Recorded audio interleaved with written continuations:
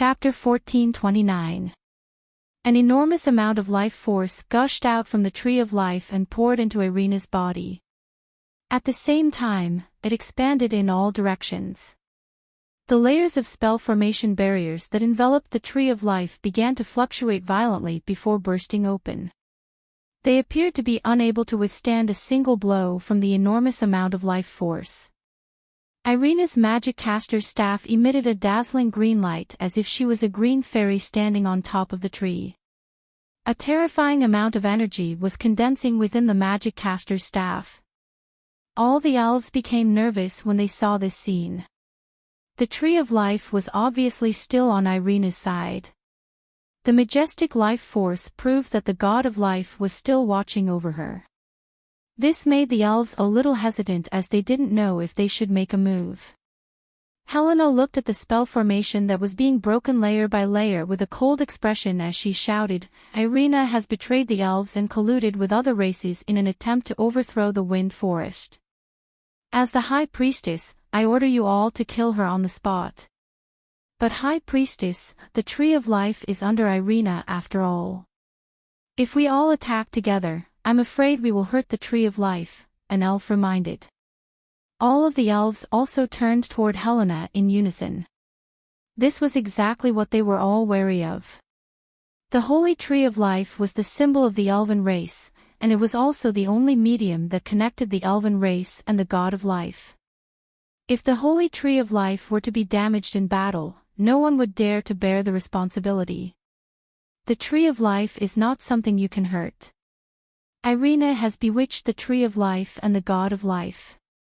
Killing her today and restoring peace to the Wind Forest is what we should do as believers of the God of Life, Helena shouted coldly as she looked at Irina. All the 10th tier elven magic casters raised their magic caster staffs and chanted. Their magic caster staffs shone with various colors as they aimed at Irina. Although the other elves were a little hesitant when they heard that, they still raised their magic caster staffs and longbows and aimed at Irina. The elves in the square were a little restless. The sudden appearance of Irina had disrupted the conferring ceremony, and this impending battle made the elves who were watching the ceremony unable to avoid it. In a battle between level 10 powerhouses, even the slightest shock wave could cause them to lose a layer of skin, so many elves began to run in the opposite direction, trying to escape from the center of the battlefield. Many elves were also looking at Irina with complicated expressions. She had been the elven princess for many years, and the elves had placed too much hope and affection on her. They all believed that she would one day replace Her Majesty and continue to protect the Wind Forest. But no one would have thought that one day, she would stand on the opposite side and become the so-called leader of the rebel army. The emergence of the Night Elves and their own flag were like a sharp blade that tore apart the elf race. Not only the low-level elves and slaves, but even many nobles began to doubt themselves and secretly joined the Night Elves' camp. Therefore, when everyone retreated, there were some who chose to stay and even started to move in the opposite direction. Protect the sacred Tree of Life. Don't hurt the sacred Tree of Life.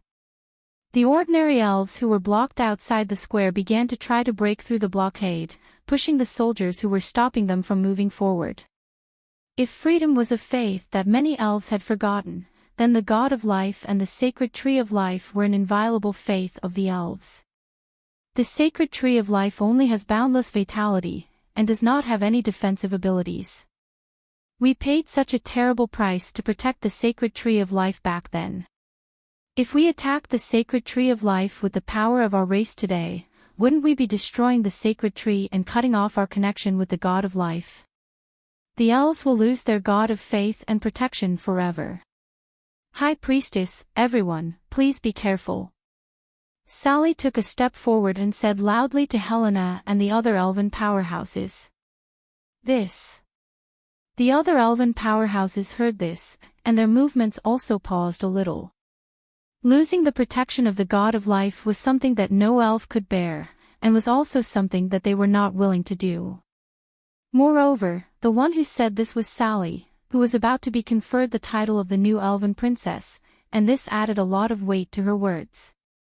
Helena looked at Sally with a deep gaze. Sally did not avoid her gaze, and looked at her with a worried expression. Irina looked at Helena and coldly said, "Helena, release all the night elves. I will take them away, and we will forget about today's matter. However, if you insist on fighting to the death with me, I don't know if you, the High Priestess, can really bear the consequences of the elves losing the protection of the God of Life. When Her Majesty comes out of seclusion, how are you going to explain this to her?" "I have never been threatened," Helena said coldly. "It's a distress signal. There are distress signals everywhere. Could it be that the other races have invaded?" At this moment, the elves in the square finally discovered the black smoke rising from the wind forest. Because it was too dense, it was as if the entire forest was suddenly on fire, and all the elves fell into a panic. Blower looked at the billowing smoke, and slowly put down his magic caster's staff. A hint of joy flashed across his eyes. The princess did not disappoint everyone. It seemed like he did not have to do anything today. The elves who were going against the flow also stopped in their tracks and looked at this scene in astonishment. They thought of something, and their eyes shone with excitement. An elf in a black robe appeared beside Helena, and whispered something to her softly. Helena's expression darkened immediately. The worst thing had happened. She had used the power of the elves to besiege Irina and Alex, who she expected to appear at the same time, but she did not expect to fall into Irina's trap as well. Irina also saw the distress signals rising from various places, and a smile appeared on her face. She loudly said, "The elves originally did not have slaves, and the queen had personally ordered the abolition of slavery and the return of freedom to all elves. However, you seem to have completely ignored the queen's words, and continued to enslave the elves even more after she went into seclusion. Today, I will liberate all the slaves and let them regain their freedom. If anyone dares to stop me, it will be considered as openly disobeying my orders." The noble elves present all changed their expressions. No one was willing to bear the crime of disobeying orders, but this time, they were all nervous about what was happening in their territory. They were used to being served, and if they suddenly lost all their slaves and servants, this was also not something they could accept. "Kill her, then capture all those fellows who are trying to subvert and resist, and hang them," Helena ordered coldly. She raised the crystal ball high above her head, and the starry sky domain instantly enveloped Irina and the Tree of Life. Night fell, and the stars moved. F key to load the tank. At the same time, Meg drove the mobile restaurant that had transformed into a giant tank, and crushed an elven army that was trying to chase after the elves who were enslaved. Chapter 1430. Being able to transform into any form was one of the signature abilities of the mobile restaurant. This was also the first time Meg had tried to transform it into a tank. He didn't expect it to work so well in this mountainous terrain. Moreover, the sudden appearance of the steel behemoth also gave the pursuing elves a shock. After confirming that the shining steel giant was here to stop them, the elves launched an attack on the tank. However, the magic and arrows only caused sparks to appear on the surface of the tank. They couldn't leave a single mark. "This armor is terrifying," the elven leader exclaimed. The elves looked at the steel giant in horror. A sense of helplessness and fear took over their hearts. They scattered like birds and beasts. They didn't have the courage to continue the chase. "The psychological quality of these elves seems to be weaker than I thought," Mag murmured as he watched the elves running away in the operation room. "Host! You are wasting God's gift. You are trampling on this system's great invention." The system's angry voice sounded in Meg's mind. "System, is this tank just an empty shell? It doesn't even have a button to fire the cannonballs. Isn't it a bit low?" Meg ignored the system's anger and looked at the control panel with disdain. "The mobile restaurant can be used in any form. The range of this tank's main cannon is 150 kilometers. The accuracy is 100% within 100 kilometers. The system said proudly. However, the host doesn't have the authority to activate the main cannon, so the firing button is hidden. Hee, bragging. It's useless. What's there to brag about? If it's really that powerful, I'll pay for 10 cannonballs to play with. Let's see if it's really as accurate as you boast. Meg didn't believe it. Host, please don't doubt a clever system. Ding. 10 cannonballs have been delivered. Ding. 1 million copper coins have been deducted. Meg looked at a red button that rose up on the control panel in front of him, and his lips curled up slightly. However, his expression was still disdainful as he said, then let me see if it's really that interesting. Meg drove the tank up the hill quickly. The 5 or 6 meter long black main cannon was aimed at the direction of the Tree of Life. As the telescope zoomed in, all the elite elves surrounding the Tree of Life appeared in his sight. Hundreds of elves surrounded the Tree of Life, and all kinds of formations and magic barriers enveloped the Tree of Life and Irina. They were bullying her with numbers, and all the non-combatants had already evacuated. Shameless indeed. Let's test the cannon on you. Meg aimed the crosshair at Helena, and then pressed the ignition button. Bang! There was a loud boom, and the huge recoil caused the tank to shake violently. A fireball exploded at the muzzle of the cannon, and the shell flew toward Helena at a speed that was difficult to follow with the naked eye. Crassus. Helena, who was holding the crystal ball high and unleashing the starry sky domain on Irina with all her might, suddenly turned around. A red fireball was flying toward her at an extremely fast speed. Her pupils contracted immediately, and she raised her hand to form several defensive boundaries in front of her. Boom! Just as the boundaries were formed, the fireball arrived almost at the same time. It crashed into the boundaries, and the spiraling tip actually penetrated 3 boundaries consecutively before exploding. A huge fireball rose into the sky, and the huge force of the explosion blasted onto the starry sky domain from the outside, causing the originally stable starry sky domain to shake violently, showing signs of instability. The aftermath of the explosion surged out from other directions, and the unprepared elves were blown up, and almost cleared out all the elves in one direction. Before those elves could react, 2 more fireballs exploded beside the elves. Those elves fell from the sky like dumplings, and the siege formation was instantly disrupted. At this moment, a holy light tore through the night, and illuminated the Tree of Life again. The majestic power of life transformed into her power, and rushed toward the surrounding elves, causing them to be severely injured. Meg retracted his gaze from the chaotic battlefield, and looked at the elven troops that had begun to swarm in all directions. They were probably ordered to suppress and capture the resisting low-level elves. Therefore, he turned the cannon barrel, aimed at a few groups of elves, and pressed the fire button. How is it? The tank produced by the system, isn't its power and accuracy super powerful? The system's voice sounded with some pride. It's so. It's nothing fun. Meg said calmly, and put away the mobile restaurant. Then, he blew a whistle, and Aw-Zee descended from the sky.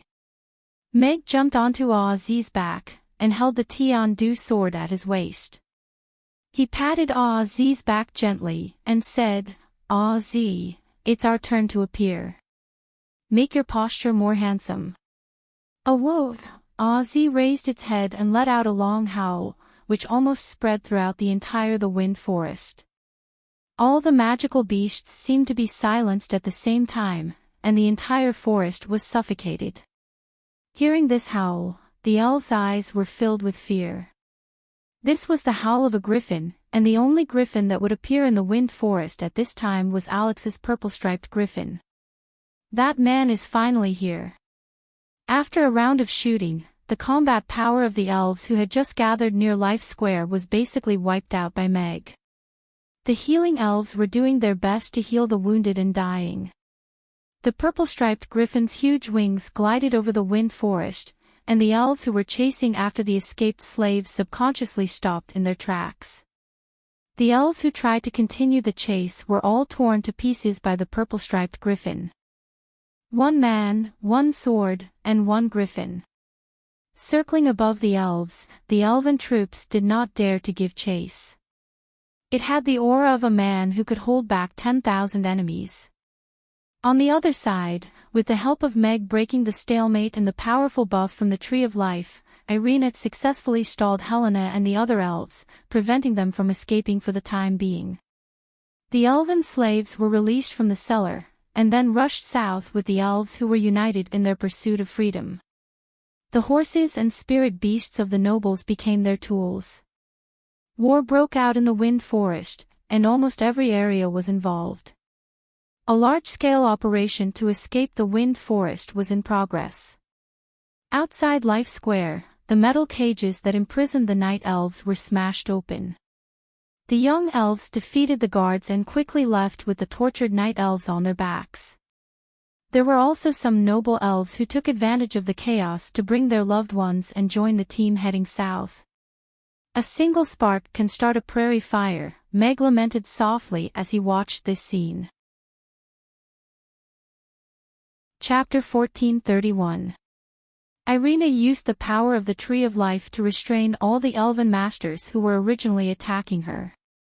Because they were afraid of hurting the Tree of Life, the elves held back when they attacked. Even if Helena ordered them to attack with all their might, no one wanted to bear the consequences of destroying the Tree of Life. This would definitely make them a sinner of the elven race. No one knew what kind of punishment the queen would face when she came out of seclusion. The night elves who were rescued from the cage also escaped successfully under the cover of the other elves. They rode fast horses and magic beasts and joined the group that was heading south. This was a large-scale resistance war that almost burned the entire Wind Forest. Even many noble elves joined into cover and helped the low-level elves escape. The private soldiers of the nobles who were trying to capture the elves all stopped after Meg killed a few of the nobles who were leading them. Who was this? This is Alex we're talking about. No one had the courage to face him without a level 10 elven magic caster leading the group. The escaping elves gradually gathered together. There were already more than 10,000 of them. Under the organization of the core members of the Night Elves, they gradually formed a formation. The elves who did not have the ability to fight were protected in the middle. There were elites at the front to open the way, and powerful elves at the back to cover the rear. It was no longer a mess. Although the low-level elves were generally not strong, there were still level 5 and level 6 magic casters and archers among them. When there were enough of them gathered together, the small nobles who led the troops here could only temporarily avoid them. After making sure that all the elves who were willing to leave had joined the main group, Meg rode the purple-striped griffin and circled above the main group. He protected them as they left the Wind Forest and headed south to the territory of the goblins. Yesterday, Irina wrote a letter to the chief of the goblins, requesting to cross the border. Although she did not get a response from the situation in the underground cavern last time, crossing the border should not be a big problem. As long as the night elves entered the territory of the goblins, they would basically be safe. The relationship between the goblins and the elves was not harmonious. The friendliness they had for the night elves was based on the idea that the enemy of an enemy was a friend. But the goblins would never let the pursuers from the Wind Forest enter their territory. I have to hurry up. Meg looked at the colorful sky in the direction of the Tree of Life with a solemn expression.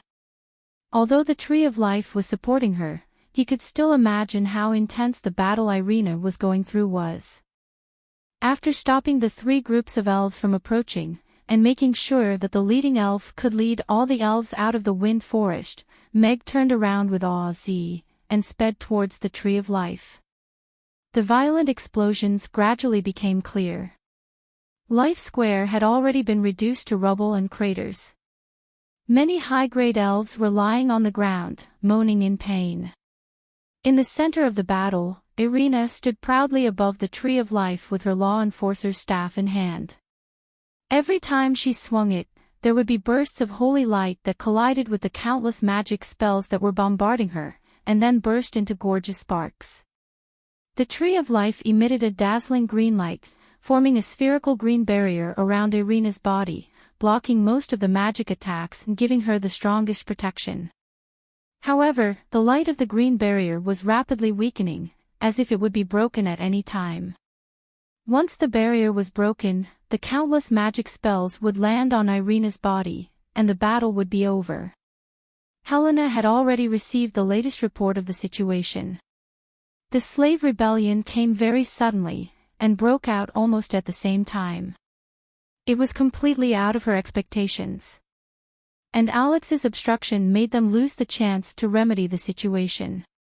The Wind Forest was in chaos now, and she couldn't personally lead troops into the Goblin territory to hunt down those traitors. Irina, I was right about you. Compared to the other young people, your schemes and methods are already more mature than Her Majesty back then. Helena looked at Irina with a hint of disappointment in her eyes. She had also placed a lot of hope on Irina, and even now, she still hadn't announced that she had given birth to a child with Alex. If Her Majesty wants to blame someone, then let her blame me. In order to protect this forest that we've worked so hard to protect, I must kill you today, Helena said with a cold expression. She reached into the crystal ball in front of her, and slowly pulled out a pure black magic caster's staff. Her aura suddenly became as deep as the starry sky, and the starry sky domain that was torn apart by the holy light gathered again. Spots of starlight lit up, and started to move in the starry sky. Looking at Irina's crumbling barrier, the eyes of the surrounding elves lit up. Their efforts were useful after all. Helena has indeed concealed her strength. I'm afraid Princess Irina won't be able to hold on for much longer. Vincent, who was outside the battlefield, looked at Helena, who had pulled out her black magic caster's staff, and Irina's barrier that was about to shatter. He grabbed Blower, who was about to charge forward, and stuffed a token into his hand. He looked into his eyes, and said in a low voice, "My tribesmen should be in the army heading south now. I don't ask you to make them rich, but I hope you can lead them to live freely. Leave this to me. Go. Father." Blower looked at the chief's token in his hand, and suddenly raised his head to look at Vincent. His eyes reddened immediately. "I'll be the one to keep this name." Vincent pushed Blower back forcefully, and reached out to pull out the silver longsword at his waist. He stepped onto the white eagle that was swooping down, and rushed toward Elliot, who was the closest to him. He was a 9th-tier swordsman that was not commonly seen among the elves. Meanwhile, dozens of hidden elves rushed toward the battlefield from outside the battlefield. Arrows were knocked on their bowstrings, and the magic caster's staff was glowing as they shot toward the elves that were surrounding Irina. Bam! Right at this moment, the barrier that the Tree of Life provided for Irina finally shattered after withstanding countless magic attacks. "Sorry to keep you waiting." Right at this moment, a low voice exploded in the ears of all the elves. A purple lightning bolt flew over from the sky, and plunged into the starry sky domain. It went straight for Helena, and appeared in front of her in the blink of an eye. The Tian-Du sword was unsheathed, and the sharp blade tore through the pitch-black starry sky domain. Then, it slashed down toward Helena, who had raised her magic caster's staff. The purple-striped griffin also raised its sharp claws, and clawed toward Helena. A hint of panic flashed across Helena's eyes. It was very dangerous for a magic caster to be close to a knight. Countless layers of disposable magic barriers appeared around her instantly. At the same time, she retracted her magic caster's staff that was originally pointed at Irina, and pointed it at Meg. She shouted, "Meteor fall." Chapter 1432. When the long sword landed on the magic barrier, it was as if it had struck layers of steel plates. Dazzling sparks burst forth, and the layers of magic barriers were being visibly whittled away. It was rather unstoppable. The purple-striped griffin's golden claws also struck the magic barrier viciously, accelerating the destruction of the magic barrier. It seemed to be unstoppable, but no one knew that Meg's hand, which was holding onto the long sword, was already trembling slightly under his robe. He was only a 9th-tier warrior now, after all. Hacking at a 10th-tier magic barrier was like hacking at a wire with a kitchen knife, creating sparks and lightning along the way. However, only he knew the pain involved. Hence, when there were only 3 thin, but also the most resilient, layers left, he suddenly retracted his hand and pressed lightly on Ozzy's back. Ozzy instantly changed its direction and slid past Helena. Almost at the same time, 3 silver meteors crashed where the griffin had just been, leaving 3 large craters in the ground. After the purple-striped griffin had shaken off Helena, it rushed toward a 10th-tier elven magic caster who was condensing a spell not far away. The elven magic caster looked on in horror as he was sent flying. Even though 3 or 4 magic barriers had been erected around his body in that instant, he was still sent flying for hundreds of meters. After crashing into a large tree, he was completely buried. The purple-striped griffin transformed into a bolt of purple lightning, and darted among the elven magic casters like a wolf in a flock of sheep.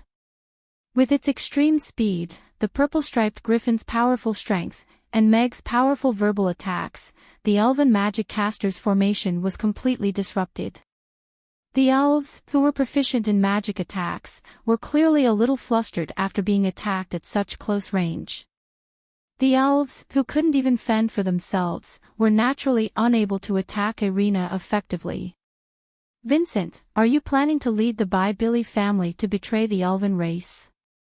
Elliot took a few steps back and sneered at Vincent, who was holding a long sword. There was a hint of surprise and joy in his eyes. Princess Irina is right.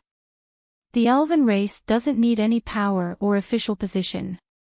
What we really need is to return to our natural instincts and freedom. Without these things, elves are no longer elves.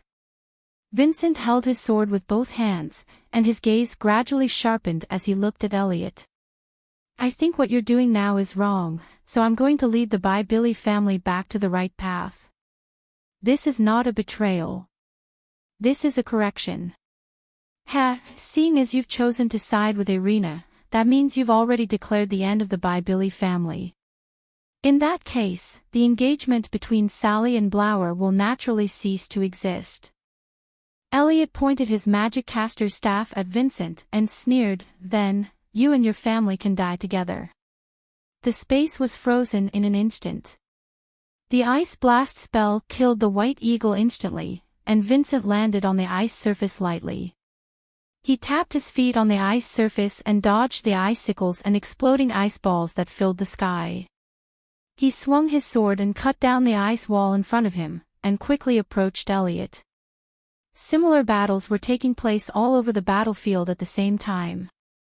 The elves who chose to support Irina were attacking the surrounding elves without any regard for their own safety. Even though they were not strong enough, they did not hesitate. Blower held the token and backed away with bloodshot eyes. Let's go. Sally suddenly appeared beside him. She grabbed his wrist and dragged him into the nearby forest. The princess will definitely be able to escape. You have to leave right away. Otherwise, you won't be able to escape once the princess and Alex leave. Sally looked at Blower and said, a battle like this is already beyond our control. However, today will definitely be recorded in the history books of the elven race. Blower gradually calmed down. He turned to Sally and asked, what about you? Aren't you going to leave with me? Sally shook her head and said, I'm going to stay. Even though the slaves have been freed, the elven race is still plagued with chronic diseases. I'm still useful to Helena. Perhaps I can still do something to change the elven race. Take care. Blower looked at Sally with a meaningful expression before turning to leave. By the way, say hello to Boss and Amy for me. I really missed the taste of the rainbow fried rice, Sally said softly. All right. Blower didn't turn back, and quickly disappeared into the forest. I guess I won't be able to see him again for a long time, Sally murmured to herself as she looked in the direction that Blower had disappeared in. She then turned to look at Alex, who was riding a purple-striped griffin and weaving in and out of the elven army. Would her Mr. Right appear? Or perhaps, all she wanted was a warm man who could cook. Even though the battlefield was in chaos, Helena's side still held an absolute advantage in terms of power. They quickly suppressed the elven rebellion with their numerical advantage, and gradually stabilized the situation. Your Highness, hurry up and leave. An elderly elf yelled at Irina. However, his heart was instantly punctured by several arrows, and he fell to the ground with wide eyes. Similar scenes were happening all over the battlefield.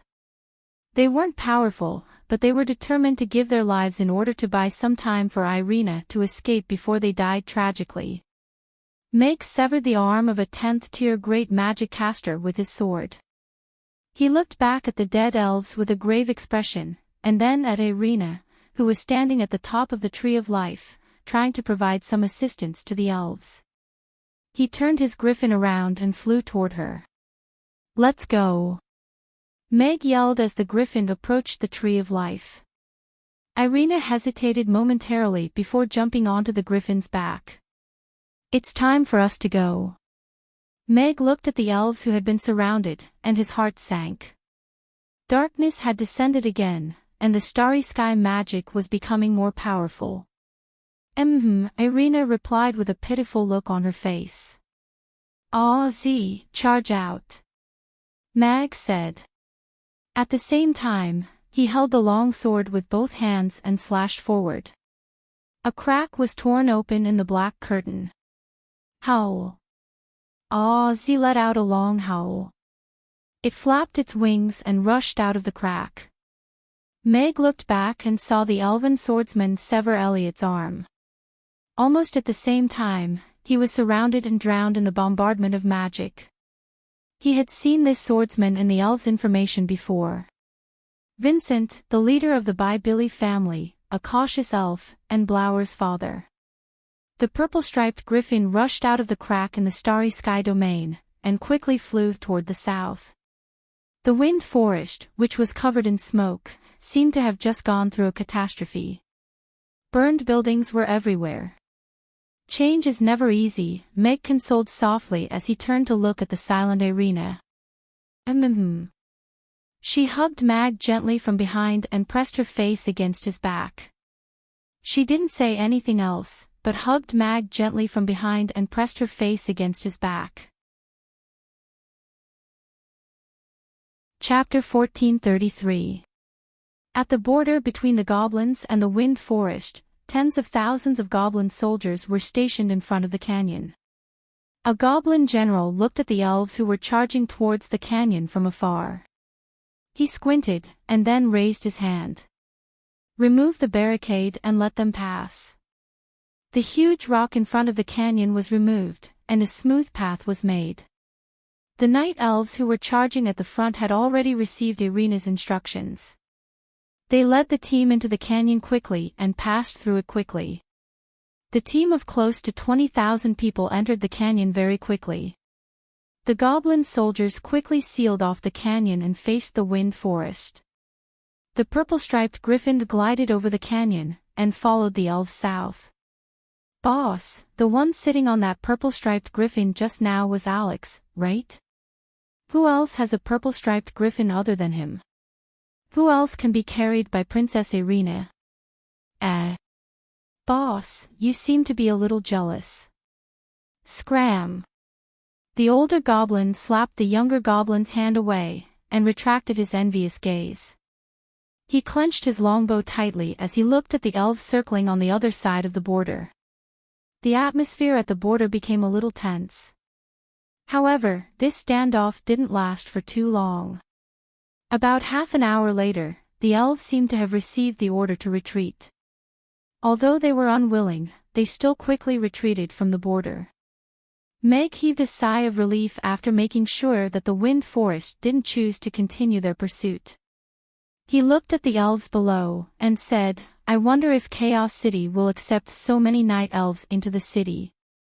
Once they do, it would mean that they have completely severed ties with the wind forest. That's Michael and Roland's problem. If they don't want to accept them, then I will find a place outside Chaos City as the temporary base for the night elves. With these 20,000 elves, the night elves will have the confidence to establish themselves in this world," Irina said calmly. She wasn't worried about that at all. "That's good too."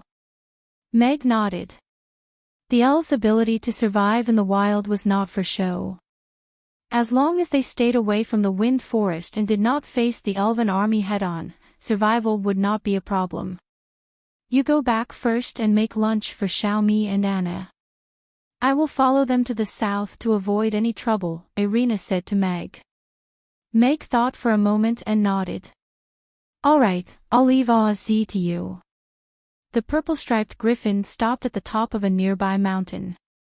Meg jumped off the griffin's back and watched as Irina left. Then, he summoned the mobile restaurant and entered the mobile restaurant in flight mode. He clicked on the automatic return function and closed his eyes to rest. 20,000 elves was not a small number, and it was clearly unrealistic to take all of them into the factory. He had to think carefully about how to arrange them in a way that wouldn't incur the displeasure of the natives of Chaos City, and at the same time, wouldn't make the elves feel uncomfortable. Where did the boss go? Outside Amy's, a young girl with the orc ears was leaning against the floor-to-ceiling window with her hands covering her eyes. She was trying her best to look into the restaurant, but the window was usually transparent, so she couldn't see what was going on in the restaurant at all. She rang the bell and knocked on the door, but no one answered. "What are you doing?" A voice came from behind her. Wow, Connie was shocked. She turned around and pressed herself against the floor-to-ceiling window. She looked at Meg, who suddenly appeared, in horror. "Boss, why did you suddenly appear? I've been here for quite a while." "You were too engrossed in watching." Meg shrugged. He looked at Connie, who had changed into a long cotton dress and a mask, and helplessly said, "Isn't it a rest day today? Other than your sense of direction, don't tell me you've also lost your sense of time." "No, I know it's a rest day today." Connie took off her mask and blushed. She quickly shook her head and looked at Meg. She was a little hesitant. She looked left and right to make sure there was no one around. She moved closer to Meg and whispered, "There's something I want to talk to you about. Can we find a place where there's no one around and be alone for a while?" Meg looked meaningfully at Connie, who was blushing. Could it be that this girl wanted to confess? Although she was a cute girl with the orc ears, and her body was soft and delicate, but he was a married man, and he wasn't interested in little girls. "Come in." Meg opened the door to the restaurant and said. Connie hurried to catch up with him. She closed and locked the door of the dining room. Meg glanced at the door that was locked from the inside, and then watched as Connie's shy expression slowly turned into a strange smile. Her reserved gaze also started to sparkle with eagerness. He had a bad feeling about this. "Come on." Meg crossed his arms. Come. Come for what?" Connie was startled, and looked at Meg in confusion. Ahem. Meg also realized that his expression was a little wrong. "And didn't this girl want to?" He coughed awkwardly. "Didn't you say you had something to say to me?" "Yes, I do have something to say to you." Connie's eyes lit up, and she looked at Meg with a burning gaze. She slowly approached him and said, "Boss, there's something I've been keeping in my heart for a long time, but I never had the chance to tell you. Today, I have to tell you, you. Let's talk nicely. Don't come so close, I can't even see your face." Meg was unknowingly forced into a corner. He looked at Connie, who didn't even reach his shoulders. Because she was too close, he could only see a pair of white orc ears when he looked down. Perhaps it was because Mag's breath was too hot, that pair of pinkish-white beast ears twitched and turned a little red. "Can't see. Am I that short?" Connie was a little angry. She jumped up and put her hands and feet on the wall. She was half a head taller than Meg, and said proudly, "What about now? I can see it now. Say it." Meg looked at Connie, who suddenly pressed him against the wall like a cicada, and nodded helplessly. This girl's brain was indeed wired differently. However, with such a strange and somewhat ambiguous position, this girl couldn't really want to. Connie stared at Meg for a long time, and her face became redder and redder. Her hands and feet began to tremble because she had been supporting herself for too long. A drop of cold sweat slid down her forehead and dripped onto Meg's shoes. Meg was a little tired from standing against the wall. He could only comfort her. "It's okay, relax. Everyone has a first time for this kind of thing. Just say it boldly."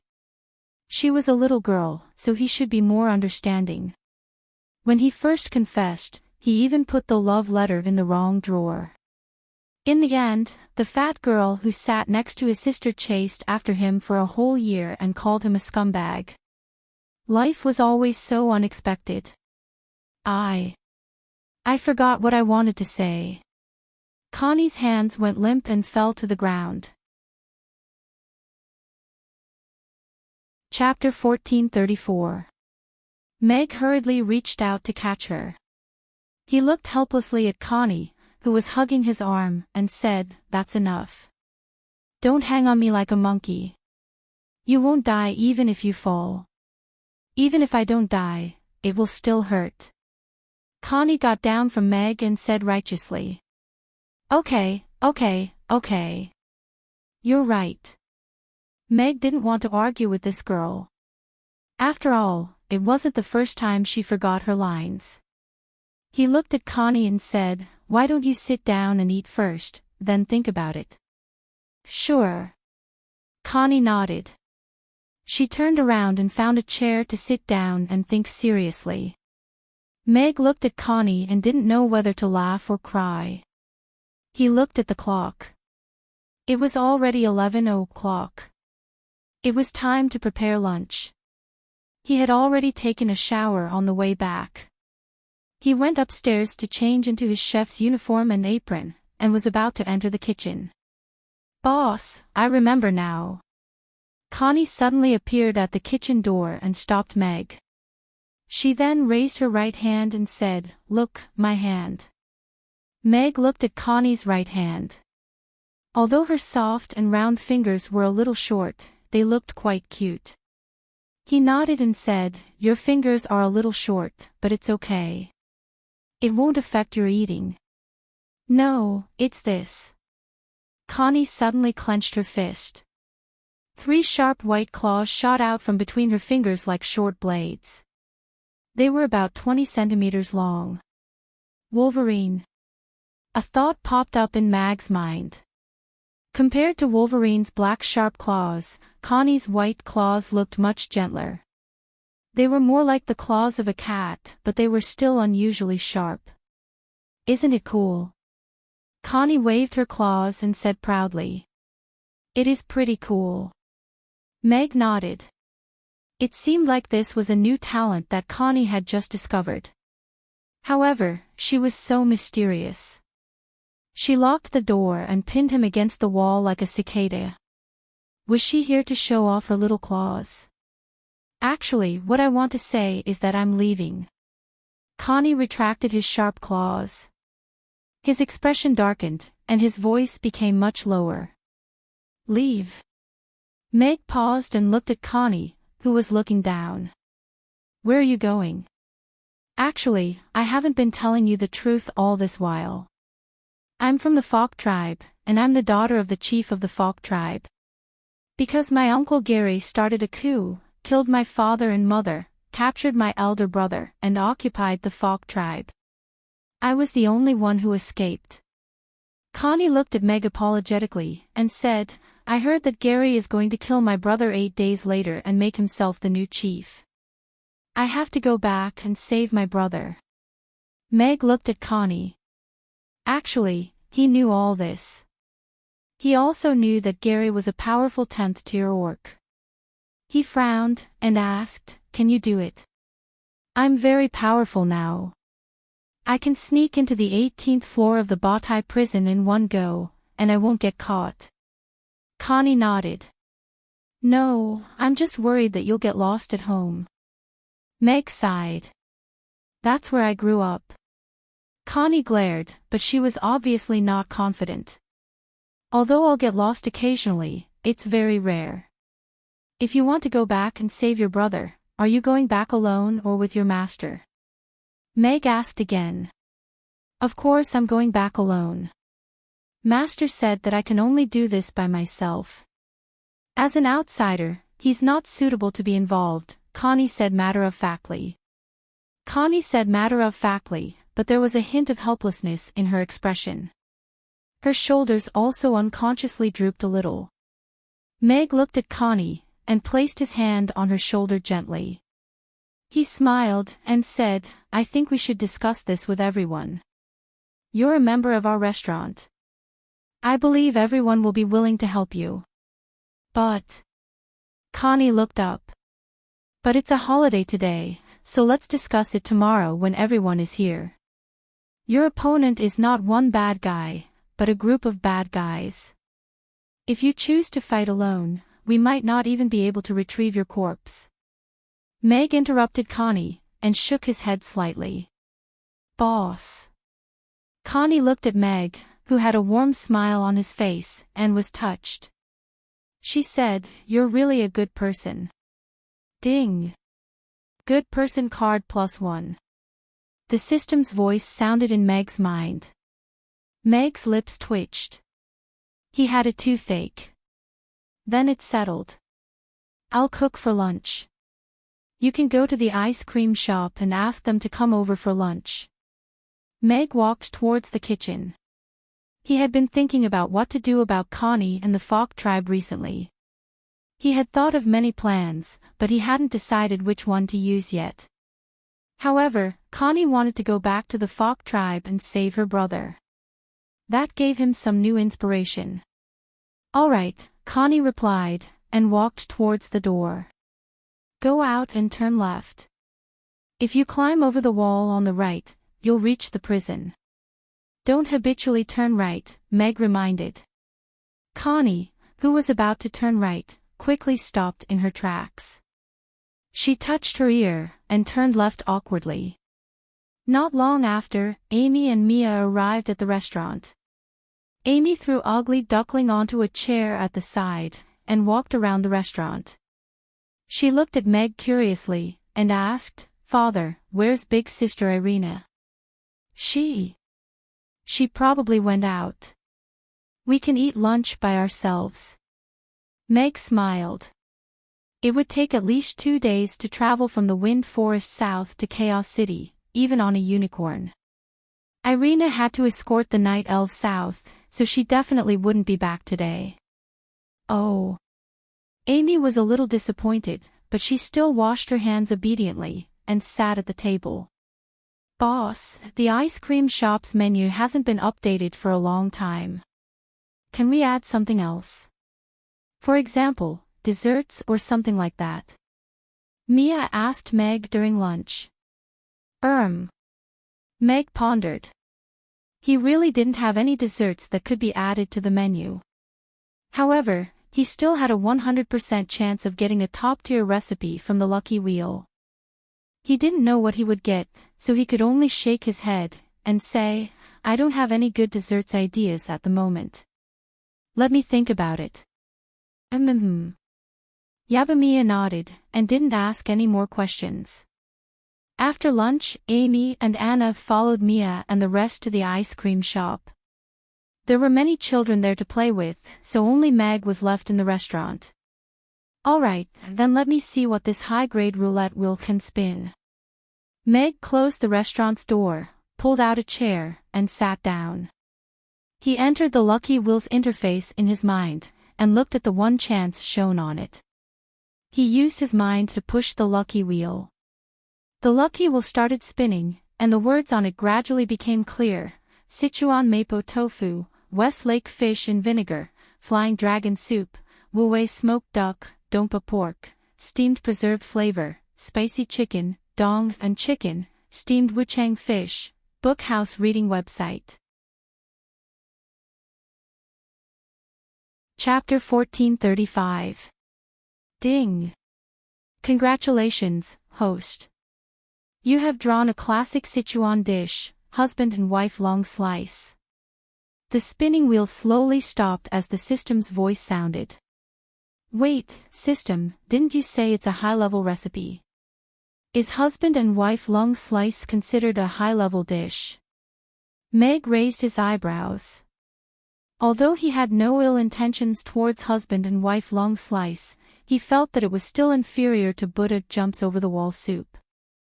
Host, husband and wife long slice is a classic Sichuan dish that is second only to wife biscuit in terms of cruelty. It has an extremely high and special status in Sichuan cuisine. The authentic husband and wife long slice is not inferior to any other delicacies. Are you using real husband and wife? Meg asked. System, husband and wife long slice. Meg opened his eyes and muttered softly. He was not disappointed as the restaurant did not have any braised dishes yet. It was good to let the foodies in this world see the depth of Chinese cuisine. However, whether or not the name of the dish would cause some bad associations was not something he could control. Meg looked up at his watch.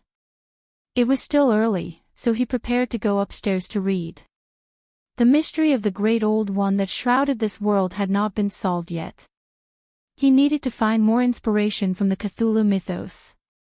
Ding! At this moment, the bell rang outside the door.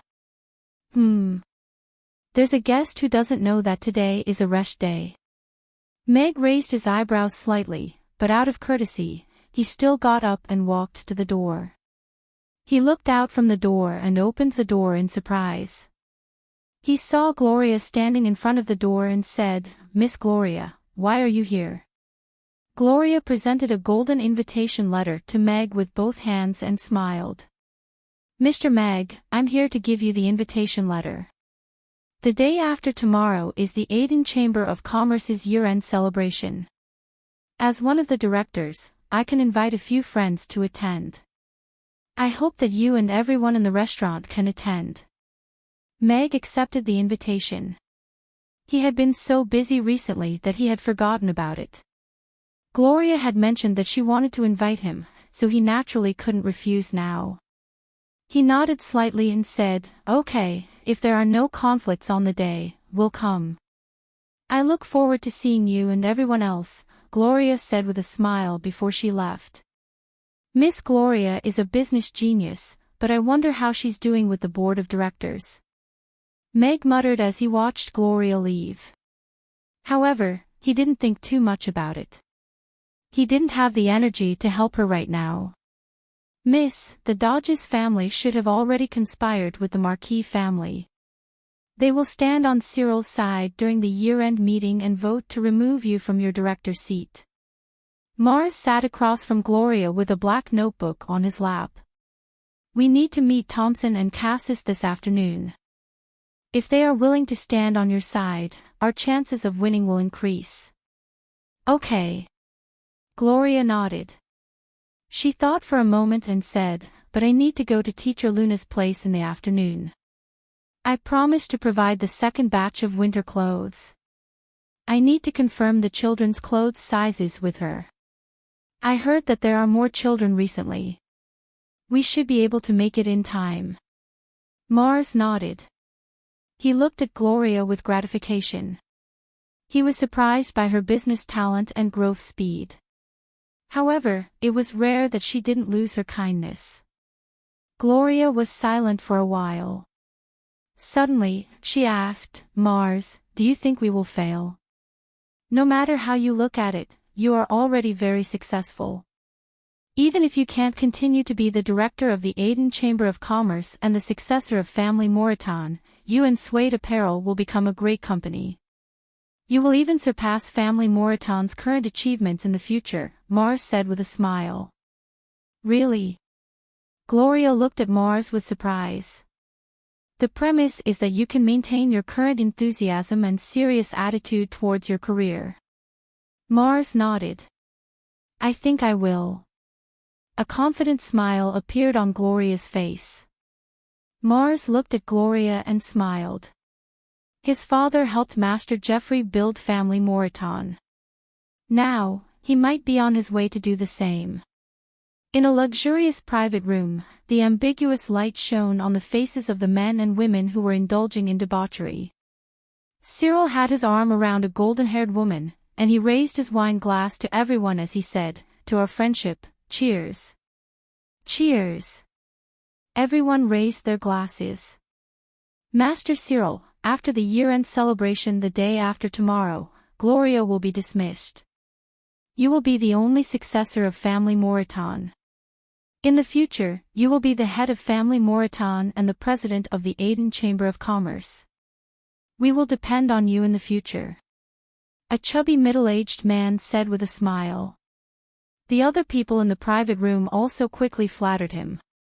Cyril was flattered by everyone's praise. He nodded and said, well said, well said. As long as it is done the day after tomorrow, I, Cyril, will never forget you. Ha, you want to fight with me? Gloria, you are still too young. When I become the head of Family Moreton, I will drive your whole family out. Let's see what you are without the protection of Family Moreton. Cyril drank the wine and rubbed the woman in his arms. He sneered and thought to himself. It was as if he could already see Gloria being dismissed at the year-end celebration 3 days later. When night fell, Mag told Amy and Anna a bedtime story. After seeing that the two little fellows had fallen asleep, he turned off the lights and went out quietly. He was going to read for a while more. You have another woman sent on you. Mag had just closed the door gently when a cold voice came from behind him. Wow! Meg was startled. When he turned around, he saw Irina leaning over and sniffing him. There was a hint of danger in her beautiful eyes. Meg was a little surprised by Irina's sensitive nose.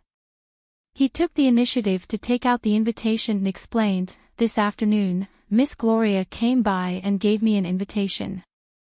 She invited me to attend the Aden Chamber of Commerce's year-end celebration the day after tomorrow.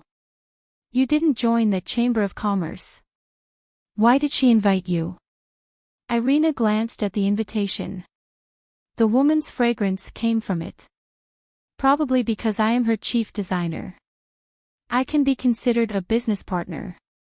As the representative of the Aden Chamber of Commerce, she has the authority to invite some friends to attend, Meg said. That's probably because she doesn't have any friends. Irina chuckled. Meg actually didn't know how to refute. Have the night elves arrived at Chaos City? Meg asked as he kept the invitation. No. I found a place for them to rest first. Because there are too many of them, they will only arrive the day after tomorrow. Irina shook her head. Then, she looked at Meg and seriously said, I'm starving. You, go and make me something nice to eat. All right. Order whatever you want to eat. Meg nodded with a smile and walked towards the stairs. Let's have a beggar's chicken first. I saw many wild chickens on the way here today, Irina said without hesitation. What a pitiful chicken. Meg raised his eyebrows and observed a moment of silence for the unfortunate chicken that replaced the wild chickens. Chapter 1436. A beggar's chicken, a spicy grilled fish, and a 6-inch durian pizza. Meg sat across from Irina, and looked at her elegantly munching on a chicken drumstick with a smile as he said, I want to buy the piece of land near the current factory, and then unify it into a factory to form a large-scale industrial zone that can accommodate 20,000 elves. On top of that, I'll open a few other factories. What do you think? Irina thought for a while and said, if we can let them settle down and earn an income through labor and work with dignity, this is not a bad idea. Then I'll go take a look at the land tomorrow. Meg nodded. The abilities of these elven slaves were generally not high, and they were not good at fighting. It was obviously unrealistic to let them wear armor and fight with the wind forest. On the battlefield, they were not even considered cannon fodder. No need. I'll go directly to the city lord's mansion. I'm very rich now. Irina waved the space bracelet in her hand. I was bored on the road yesterday, so I went back and looted 2 of their vaults. They are too full, so I have to make some space. Looting. Meg looked at Irina. He could not help but admire his wife's courage. He just did not know which lord was so miserable. Not only did all his slaves run away, but even his vaults were looted. That's good. I'll gradually finalize the specific project over the next few days. Let's let them have a place to settle down and stay first. Meg thought it was right. If he was too deeply involved, it would inevitably arouse suspicion. Moreover, the most important thing in this matter was whether the city lord's mansion would agree. After all, there were many elves this time. After dinner, Irina went upstairs to wash up. After a tiring day, she quickly fell asleep. Meg read for a while in the study, then returned to his room and lay on the bed. He planned to learn the husband and wife long slice tonight. He opened the shiny experience bag, and the experience of making the husband and wife long slice rushed into his mind. He quickly absorbed and digested it. About 10 minutes later, Meg pushed open the door of the test field for the god of cookery. Father. On the high tower, Sean, who was dressed in military attire, bowed slightly to Andre, who was standing by the window, respectfully. You just returned from the northwest border. Have you heard about the elves? Andre asked as he turned to look at Sean. His gaze lingered on his dusty armor for a while. Sean nodded. I heard about it on my way to the palace. The Wind Forest's internal strife and the slaves' rebellion have already been taken down under Irina's protection. What do you think? After this battle, the elves' vitality, the elves' heartses, and the elves' loyalty, Sean said. After this battle, the elves, the elves, the elves, the elves, the elves, the elves, the elves, the elves, the elves, the elves, and the elves. Sean said to Andre in a low voice. I think the elves are no longer qualified to be the Roth Empire's ally. Perhaps we can send our cavalry into the Wind Forest during their internal strife to suppress and subdue the elves. Oh. Andre's eyes revealed a hint of surprise. Father, please forgive me for my rashness. Sean panicked as though he realized he had said something wrong. It's all right. Andre raised his hand, and asked with a smile, if the Roth Empire were to send their troops against the elves, how many troops do you think we would need to take down the Wind Forest? Sean pondered for a while, and said, while the elves in the Wind Forest are in a state of panic, we only need to deploy 100,000 elite cavalrymen from the Northwest Army, 5 10th-tier knights, and 5 great magic casters to attack the Wind Forest directly. We would be able to take down the Wind Forest in less than 10 days. Ha! You're underestimating the Wind Forest, Andre said with a smile. Andre chuckled, but there was a hint of satisfaction in his eyes as he looked at Sean. He continued, back then, the 300,000-strong demon army invaded the Wind Forest, but they were unable to reach the Tree of Life. Although the Elven Queen is in seclusion, you can't treat her as dead. Sean lowered his head, and humbly said, yes, I didn't think it through. Andre turned to look at the starry sky outside again, and suddenly smiled. It's not impossible to double the number of troops. Sean looked up suddenly, and a glint flashed across his eyes. However, why should we attack them? They're just a bunch of fellows who have learned a little about us. Let them entertain themselves, and use them as cannon fodder when we need them. Isn't that good? Yes, sir. Xiao An nodded respectfully. Andre raised his hand, and said, you're tired too. Go back and rest. If you have time in a few days, go to Chaos City and bring Vanessa back. Vanessa's in Chaos City. Sean was a little surprised, but quickly regained his composure. He acknowledged respectfully, and then turned to leave this tower that was on par with the Magus Tower. Sean is indeed more like me, but he's still a little too confident. He needs to sharpen his edge a little more. Andre said softly after Sean left. He seemed to be talking to himself, but also seemed to be talking to someone. At the top of the Magus Tower, in the president's office. President, what do you think I should do now? Helena, that bitch, didn't take my words seriously at all. Now that Irene has tens of thousands of elven troops, she's no longer fighting alone. Josh smashed the crystal cup in his hand angrily, and looked at Richard, who was sitting opposite him. His face was a little pale, and his eyes were bloodshot. He looked like he hadn't had a good rest. Richard waved his hand to sweep away the crystal shards on the ground. He looked at Josh, and said in a low voice, Your Highness, you should be even calmer at times like this. Otherwise, how can you achieve great things? You have to remember that you're going to become the king of the Roth Empire. How can you lose your cool because of a woman? But I can't accept this. Why can that useless Alex have her? I'm clearly better than him in everything, but I can only miss her time and time again. I've already crippled him. Josh gritted his teeth with indignation written all over his face. Richard flicked his finger, and a droplet of water flew toward Josh. It then exploded in his face as if a cup of cold water had been splashed on his face. He said in a cold voice, Your Highness, you have to know one thing. If you become the king of the Roth Empire, then everything in this world will be yours. If you fail, then you'll lose not only Irina, but also everything you have now, including your life. As for those of us who follow you, our lives are all tied to you.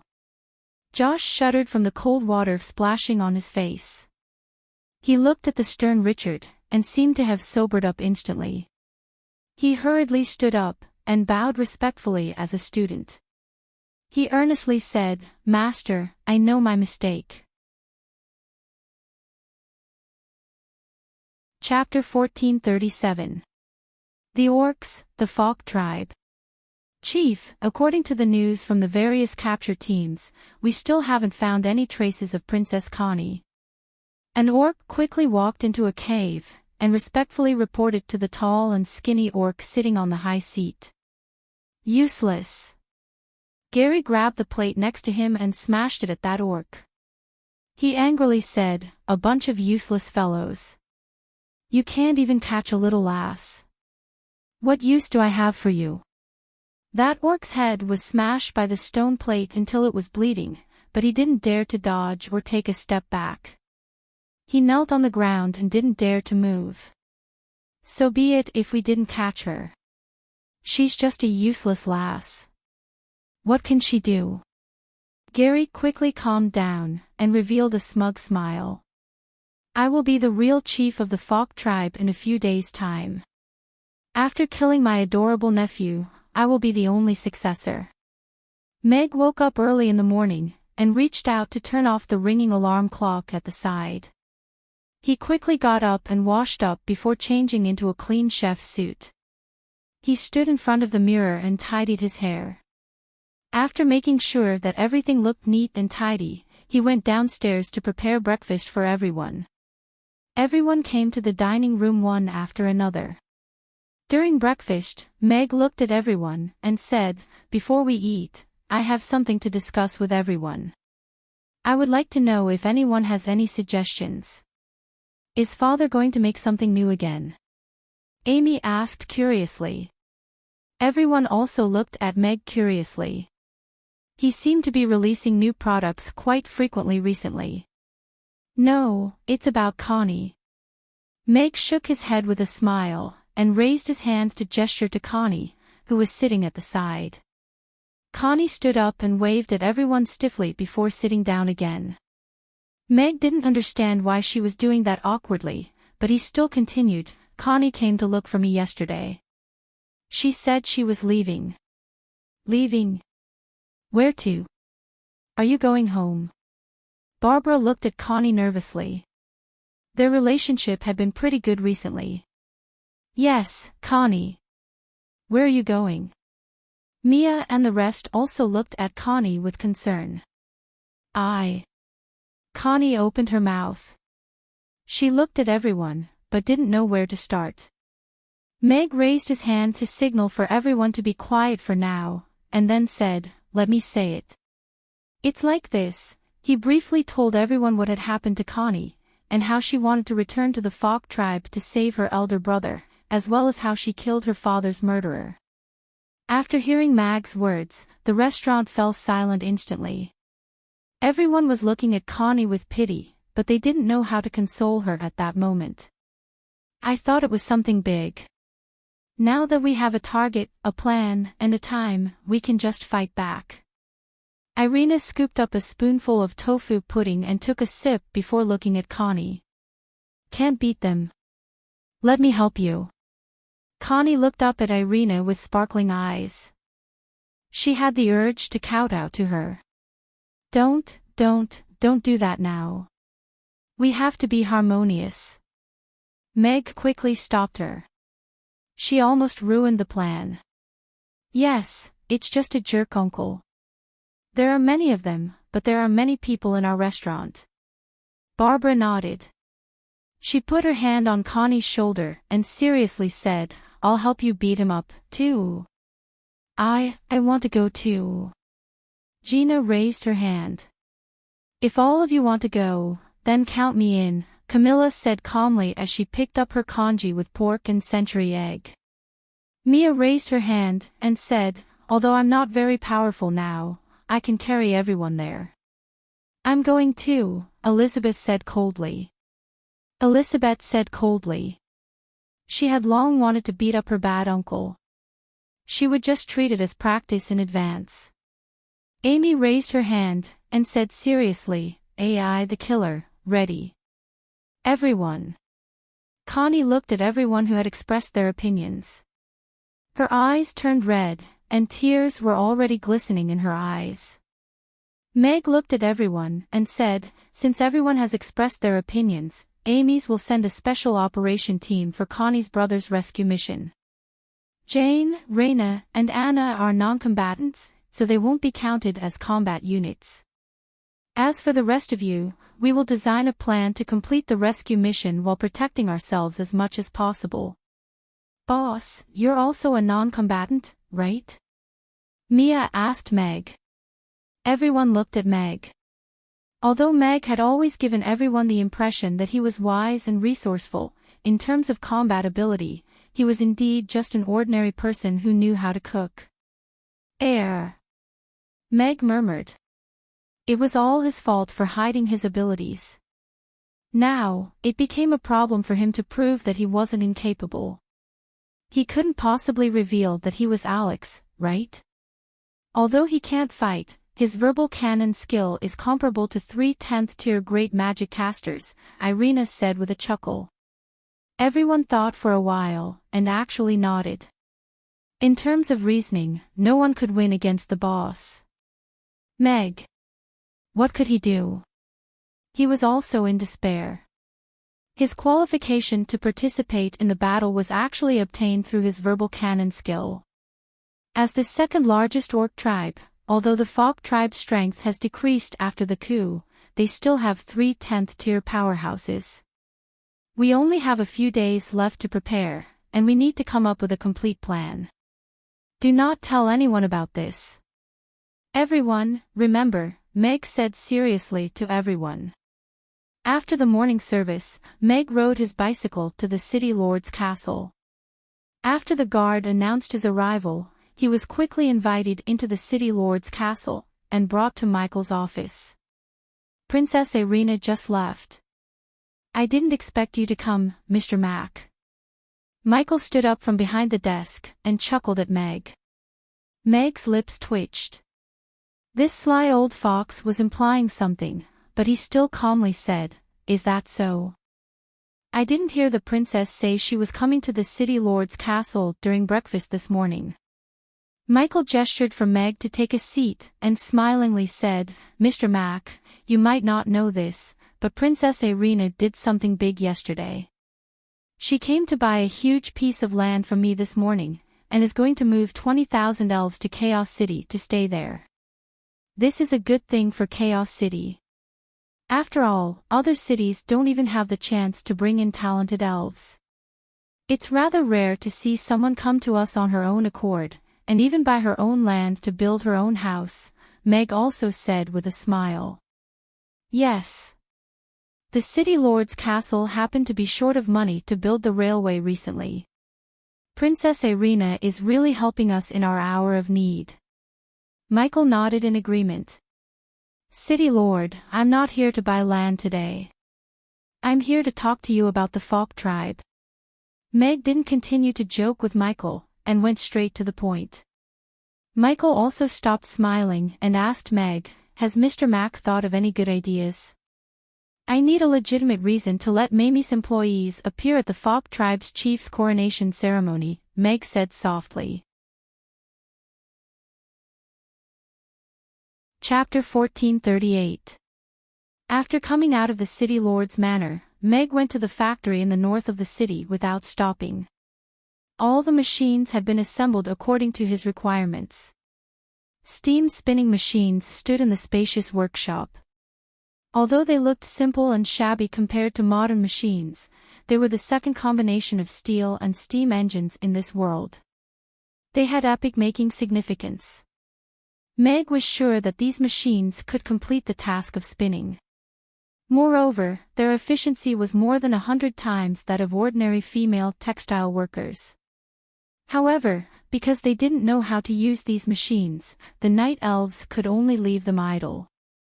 Currently, they were practicing archery and magic under the lead of Guard Captain Ashley. Meg found Ashley. This guard captain was rather sturdy compared to the slender figure of ordinary elves. She was one of Irina's most trusted elves. She was also the one in charge of restricting the behavior of the night elves and training them when Irina didn't do anything herself.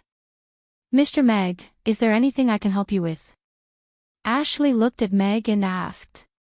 She had always respected this human who had helped the night elves a lot. Meg smiled and said, "It's like this. I'm here today to teach everyone how to use the machines in the factory. I'll tell everyone how to use the machines to spin efficiently and let the factory start operating. Please wait a moment. I'll gather all the night elves." Ashley turned around and was about to leave. "Wait." Meg hurriedly stopped her. He took 2 steps forward and shook his head, saying, "There's no need to gather everyone first. As the restaurant is rather busy, I'd like to choose 10 night elves who are nimble and have good memories to teach in small classes. After they've mastered it, they'll teach the other elves." "All right. Then please wait a moment, Mr. Meg. I'll go and find 10 elves." Ashley nodded and turned to leave quickly. Not long after, she brought back 10 elves. Meg looked at these elves. There were 5 males and 5 females, and their strength was all above level 6. They could be considered outstanding existences among the night elves in the factory. After all, the night elves in the factory were generally weaker. "Mr. Meg, do you think they're qualified?" Ashley asked. "Of course. Everyone, please follow me." Meg nodded quickly. What a joke. It was just spinning. If even a group of 6th level and 7th level elves couldn't do it, then wouldn't the requirements for the textile workers be too high? Meg led everyone into the production workshop. They first went to the boiler room and briefly introduced the steam boiler and the operating principle of the steam engine driven by it. "Excuse me, but will we be able to move those steel monsters outside if we light a fire here?" a female elf asked curiously. Just now, they had seen how huge those machines were. "Yes, this is the wonder of the steam engine." Meg nodded with a smile, but he didn't explain too many scientific principles to the group of magic casters. After making sure that the 3 male elves were in charge of burning the boiler, he taught them how to operate the boiler and gave each of them a manual to use the boiler. After that, he brought the rest of the elves to the production workshop. Meg was like a teacher, explaining to the elves how to use the textile machine to turn cotton into a complete piece of cotton cloth. Feeling the surprised and admiring gazes, Meg didn't show it on his face, but he was a little proud in his heart. Although he was standing on the shoulders of giants, it also showed that he hadn't taught his teacher everything that he had learned when he was a beginner. That's about the operation and explanation. I believe that everyone has already memorized it. However, if you want to become a qualified textile worker, you still need to continue to hone yourself on the assembly line. Meg looked at the elves with a smile and said, "Then, let's begin our first official operation." Although the elves were surprised that Meg let them start the operation so quickly, they quickly returned to their positions according to the previous arrangement.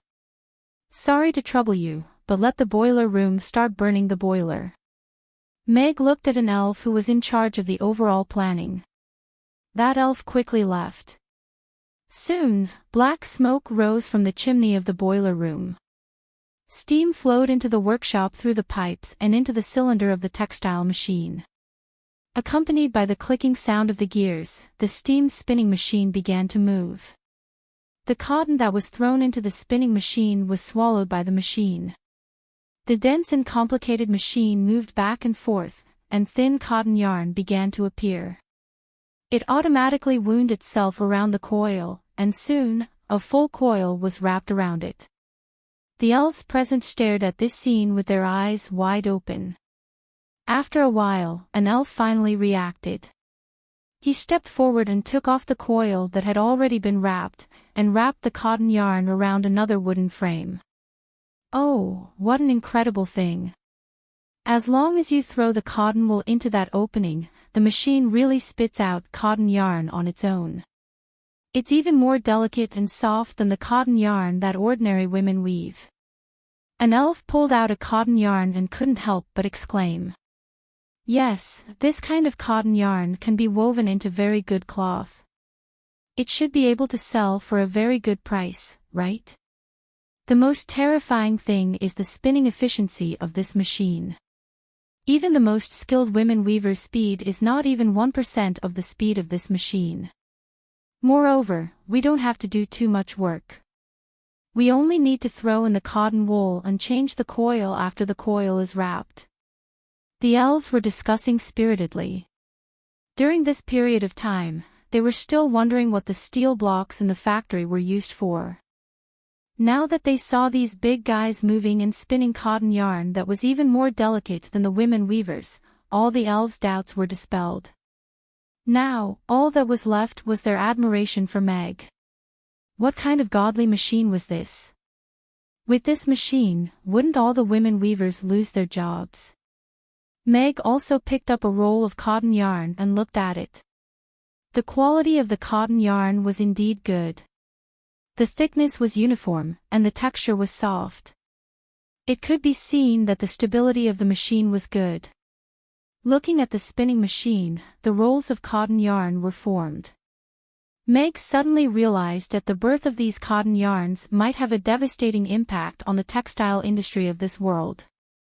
This world was still in a primitive state of low efficiency when it came to single cotton yarn. The steam spinning machine was equivalent to jumping 2 big steps forward, leaving the whole world behind. When the production efficiency increases, the cost of labor will drop drastically. This will have a disruptive impact on the industry. It seems that I have a good dagger to stab that invincible empire. Meg was deep in thought, and a smile appeared on his face. The Roth Empire was a big spinning country. 70% of the world's cotton yarn was produced in the Roth Empire. Those landlords who controlled countless women weavers relied on this to accumulate a huge amount of wealth. Chapter 1439. After coming out of the factory, Meg rode his bicycle back to the restaurant. He changed into his chef's uniform, and immediately began to prepare for the lunch service. He already had some plans for what the remaining 20,000 night elves were going to do in Chaos City. He could start preparing for the weaving factory that was connected to the spinning factory, and after the train was officially put into commercial use, he would definitely need to invest a lot of manpower to build the trains and tracks. He could set up a steam train processing factory with the hill, and put in the 20,000 night elves labor force. Irina didn't come back during lunch. She should have gone to the north to continue escorting the elves as they retreated south. After lunch, Amy walked to Meg and softly asked, "Father, can you accompany me to a place tonight?" "Where?" Meg looked at Amy. "To Jessica's place. It's her birthday today. I want to bring an ice cream cake to her house to celebrate her birthday and give her a surprise." Amy whispered into Meg's ear mysteriously, "I only told you about this. So it's Jessica's birthday today." Realization dawned on Meg. He had a good impression of that beautiful short-haired little girl. She was also one of Amy's good friends. Looking at Amy's expectant face, Meg pondered for a while before nodding.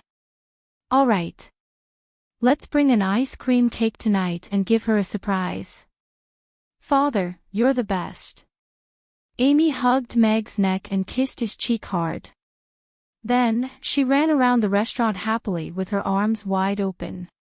After that, she kicked Ugly Duckling, which pounced on her excitedly, away. Meow! Ugly Duckling was stuck to the wall with a smack, and then slowly slid down along the wall. It looked at Amy aggrievedly. "Ugly Duckling, you can't blame me for this. I didn't even see you pounce on me." Amy shrugged innocently. Then, she disdainfully said, "However, I think you really need to lose weight. You're a little heavier than usual when I kick you." Meow. Ugly Duckling covered its eyes with its 2 little paws, and then lay back down like a corpse. Although it was a bit sudden, as a father, he naturally had to do his best to satisfy his daughter's request. Therefore, before opening for business at noon, Meg wrote an announcement and posted it. "I'm playing with my daughter tonight. We're only open for business in the fire pot area." The guests looked at the notice hanging on the door with strange expressions. "Although there seems to be no problem, why do I feel that something is not quite right? That's little boss. You don't know anything and you don't dare to ask anything. Such a cute daughter. If it were me, why would I open a restaurant? What's wrong with playing with her every day?" Although the customers were a little resentful, when they thought of the cute and obedient little boss, they couldn't say anything. "But I want to eat grilled fish." A weak voice sounded, but it was quickly ignored. In the afternoon, Meg personally ordered an ice cream cake for Jessica. The figurines in the middle were made to look like Jessica and her mother. Both of them had smiles on their faces. "I'm back." Amy pushed open the restaurant's door, and put her little bag behind the counter. She immediately ran to the kitchen door, and looked at Meg, who was packing the ice cream cake. She asked expectantly, "Father, is the ice cream cake ready?" "Here, it's already packed. We can go with it." Meg raised his hand to show the ice cream cake box in his hand. The pink box was tied with a big bow, and it was very cute. I just saw it. It's a very cute ice cream cake, Mia chimed in with a smile. Why don't you hold the birthday party in the restaurant? That way, we can also eat the beautiful and delicious ice cream cake. Connie looked at the cake in Meg's hand with pity. I'll make a cake for everyone tomorrow, Meg said with a smile. He carried the cake and left with Amy. There was already a long line in front of the restaurant. Everyone looked at Meg, who came out with the cake, with a slightly resentful expression. Especially the girls who couldn't eat the tofu pudding, they looked aggrieved. Everyone, eat well. I'm going out to play with Father. Amy followed them out of the door and grabbed one of Meg's fingers. She raised her right hand and waved it at everyone with a smile. So cute.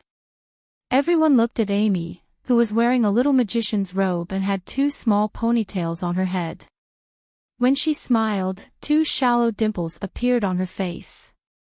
Their eyes lit up, and the resentment they had for Meg instantly disappeared.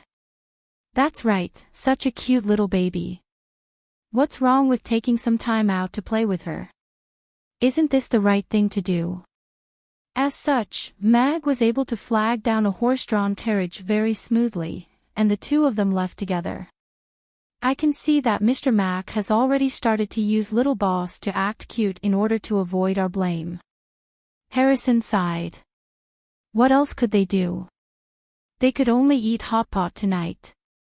The horse-drawn carriage stopped outside the miners' residential area.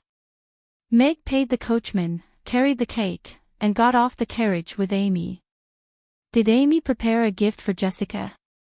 Meg asked as he held Amy's hand and walked. Yes. Amy nodded, and took out a slightly crudely wrapped gift box from her magic caster's staff. When Crassus and Julian made the magic caster's staff, they also designed a storage function. Hence, the magic caster's staff became Amy's big pocket. Then let's go. Meg looked at the gift box Amy was holding solemnly in her arms and smiled. He was also a little curious about what the little one had prepared for Jessica. The houses and streets in the miners' residential area had been renovated, and the environment and people had also been renovated. As they walked on the streets, they could finally see some smiles on the faces of the pedestrians. Meg and Amy stopped in front of a closed house. It's here, Amy said. She walked up and reached out to knock on the door lightly. After a while, a small hole opened in the door, and a bright eye flashed past the hole.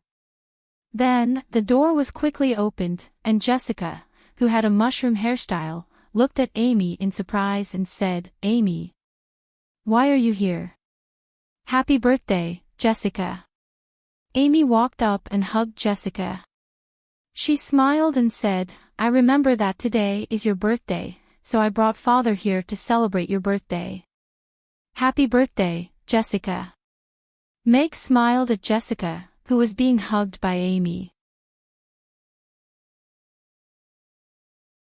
Chapter 1440. Jessica looked at Amy and Meg with a happy smile on her face. She nodded and said, Thank you, Amy. Thank you, Uncle Meg.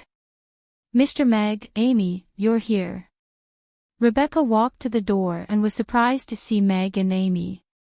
She hurriedly said, It's cold outside. Please come in. Okay. Meg carried the cake into the house. Although the house was still simple after the renovation, there was at least an intact wooden table and 4 stools in the room. Meg gently placed the ice cream cake in his hand on the edge of the table. It looked like Rebecca and Jessica were eating dinner. There was still half a bowl of rice in it, and there were only 2 simple boiled vegetables on the table.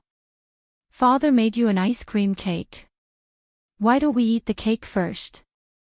Amy said as she held Jessica's hand. Okay. Jessica nodded and smiled.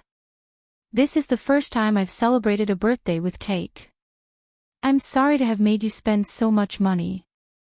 Rebecca was cleaning up the table as she spoke with a slightly embarrassed expression. She had been constantly hearing rumors about Mamie Restaurant during this period of time. Regardless of whether it was the hundreds of people lining up every day or the fact that a single dish could easily cost several hundred copper coins, all of those things seemed so distant to her. Today was not a day off. Mr. Meg had brought a cake and accompanied Amy to celebrate Jessica's birthday. That kind of friendship and sincerity was not something a cake could compare to. Amy and Jessica are very good friends. I'm also surprised that she remembered her birthday. Of course I should celebrate with them, Meg said with a smile. He was indeed a little surprised by Amy's memory. After all, the little girl's mind was filled with food most of the time. He didn't expect her to remember her friend's birthday. Seeing that Rebecca had already cleaned up the table, Meg placed the ice cream cake in the middle of the table and opened the outer shell to reveal the cake inside. Wow, what a beautiful cake! Jessica looked at the exquisite cake and her eyes lit up. Especially when she saw the two figures on the cake. One was her, and the other was her mother. She was pleasantly surprised. She couldn't help but look at Meg and say, "Uncle Meg is amazing. These two figures look like me and my mother. Yeah, it's just like the real thing." Rebecca looked at the two figures on the cake in amazement.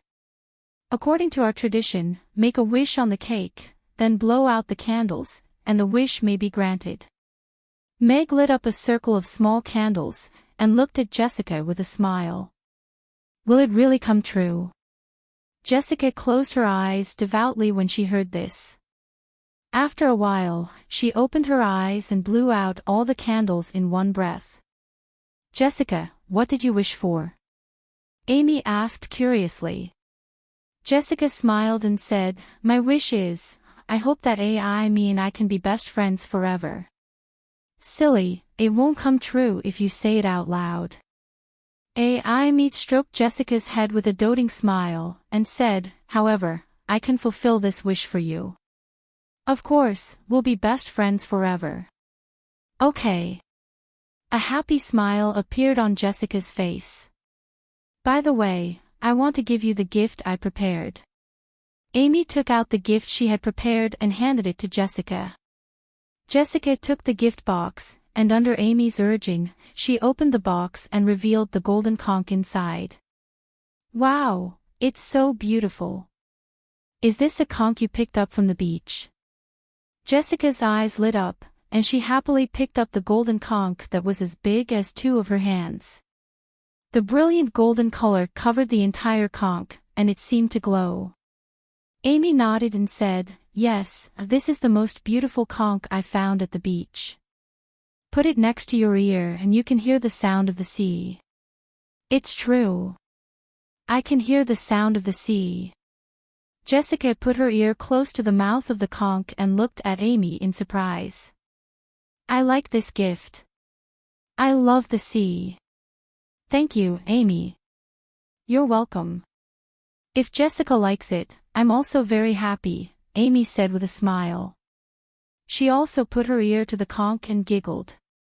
Meg looked at this scene with a smile. The friendship between the two little ones had been established under very difficult conditions. If it could continue to be good, then it would indeed be very beautiful. After removing the candles, Jessica and Amy cut open the ice cream cake together. The two little ones ate the cake happily and talked about happy things that belonged to children. Rebecca silently looked at Jessica, who was full of smiles, and her eyes were slightly red. Mrs. Rebecca, are you used to working in Suede? Meg asked with a smile. Yes, Miss Gloria is a very kind boss. Working in Suede is the happiest job I've had so far. Rebecca nodded. Meg looked at her unconsciously overflowing smile and could tell that she really did like this job. After staying at Jessica's house for nearly 2 hours and waiting for the two little ones to have fun, Meg finally left with Amy.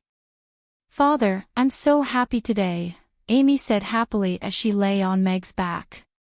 Then father will accompany you to play more often in the future, okay? Meg also said with a smile. Carrying Amy on his back, they walked out onto the main street. It wasn't easy to see a carriage on the road. Okay. Amy's eyes lit up, but she thought for a moment and shook her head. No, if that's the case, the uncles and aunties who come to eat will definitely be very sad. If I monopolize father, then they won't be able to eat delicious food. It's okay, father will strive to spend more time with Amy in the future. Meg felt a little guilty. With the restaurant and all sorts of other things combined, he was always so busy. He really didn't have enough time to accompany Amy. It's okay, as long as I can eat father's delicious food every day, Amy will be super happy, Amy whispered, her voice full of satisfaction. Meg continued to walk forward with Amy on his back. They walked past several intersections, but they still didn't see a carriage. Help! Help! At this moment, a shrill and frightened female voice suddenly came from an alley to the side. Father, it seems like there's a bad guy bullying a big sister over there. Amy straightened her body, looked around, and pointed to the alley on the right. Then let's go take a look. Meg also confirmed the direction of the voice. It was the dark alley on the right, and he quickly walked toward it. The hurried and frightened female voice went in a direction far away from them, as if she was running away, but also as if she had been kidnapped. Book Guest House Reading Website.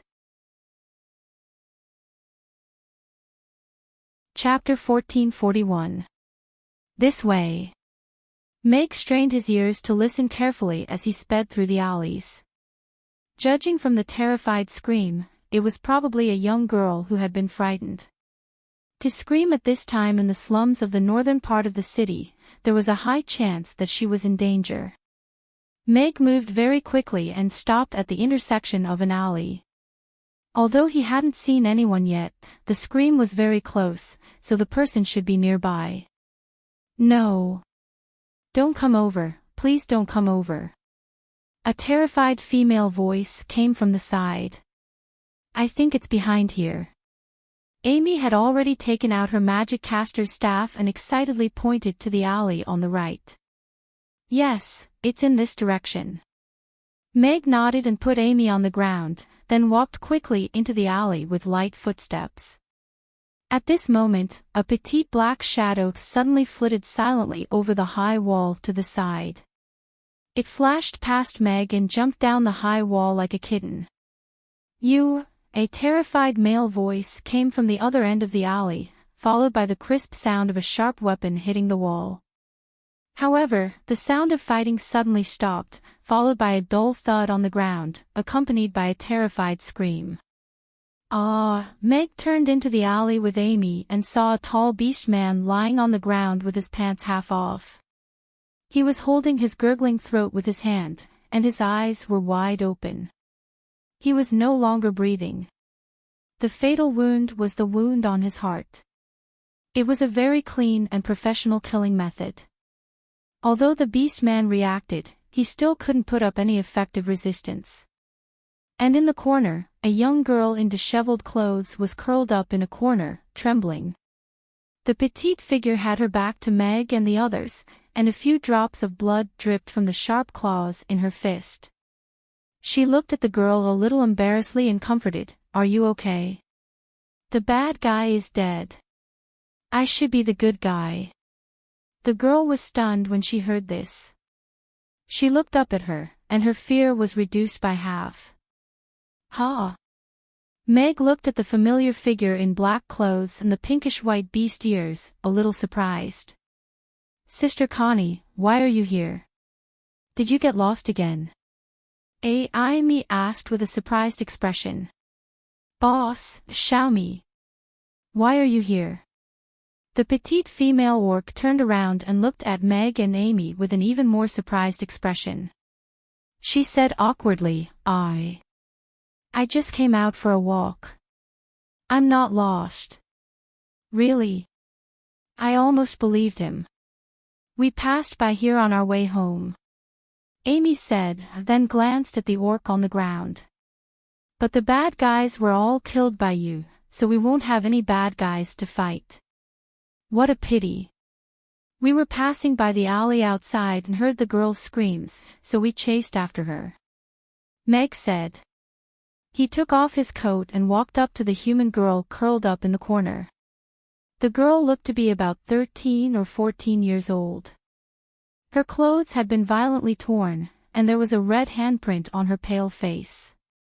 He gently covered her with his coat and said softly, "Little girl, you don't have to be afraid. I'm Meg, the owner of Immerse. This is my daughter, Amy. The girl who saved you is an employee of our restaurant. Let's take her home." The warm coat immediately drove away the cold and the embarrassment caused by her torn clothes. The girl looked up at Meg. This uncle's smile looked so gentle, and there was also a cute little angel-like girl beside him. The fear in her heart was greatly reduced. Also, Immerse? Wasn't that the super famous restaurant? Was this uncle the owner of those restaurants? Yes. The girl slowly stood up with the help of the wall. She reached out and grabbed her collar. Her pale face was still filled with fear, and her eyes avoided the orc corpse lying on the ground. Let's go. Let's leave this place first. Meg turned sideways to shield the girl from the corpse on the ground. With the help of the gentle light from Amy's magic caster's staff, he led the girl to the street outside. Connie kept her claws, and quickly caught up with Meg and the rest, afraid that she would fall behind. What's your name? Where do you live? Meg asked gently as he walked to the girl's right. The girl pointed ahead, and softly said, Kelly, I live in front. We'll reach it after turning 3 alleys. All right, you don't have to be afraid. That bastard deserved to die. We'll send you to your door. Meg looked at the girl who was still trembling slightly, and felt a little upset. Even in Chaos City, there were still girls who faced all kinds of illegal acts. I shouldn't have gone out at night. I only wanted to buy a candy for my little brother. Kelly said with a sobbing voice. Kelly, it's not your fault. It's those scumbags who use the darkness to do evil. Meg stopped in his tracks, and looked into Kelly's eyes. It's your freedom to go out at night. It's not a reason for those scumbags to hurt you. Kelly looked into Meg's eyes. She was a little lost, but also a little touched. She had never heard anyone talk to her like that. It was just like the teaching she had always heard, wrap yourself up tightly, and don't go out at night. It was as if all the crimes were because they wore skirts that exposed their calves, or because they didn't return home before the sky turned dark. Yes. Skirts are so pretty. Why can't you wear them? The stars at night are so beautiful. You won't be able to see them if you stay at home. Amy nodded in agreement. As for the bad guys, just kill them all. Kelly looked at Amy's confident look, and couldn't help feeling envious. She didn't even have such courage. But there seemed to be quite a lot of scumbags like that here. I've already met many of them these past few days, Connie interrupted. Kelly was silent. Living in the slums, she often heard the unfortunate stories of girls. A weak girl like her had no ability to fight back when faced with invaders from other races. Don't worry. This situation will definitely change. Let the girls wear skirts and go out at ease, and see the beautiful night sky and stars. Meg said with a smile. He already had some ideas in his mind. Since the city lord's castle couldn't manage the safety of the slums at night, then it was up to him to do something. He sent Kelly to the door. Just as she was about to knock, the door was opened. A 2 to 3-year-old boy wobbled into Kelly's arms, and called her sister in a childish voice. Here, have some candy. Kelly loosened her clenched fist, and passed a very ordinary cane candy to the little boy. Candy. The little boy happily grabbed the candy and licked it. Kelly, what's wrong? Who are they?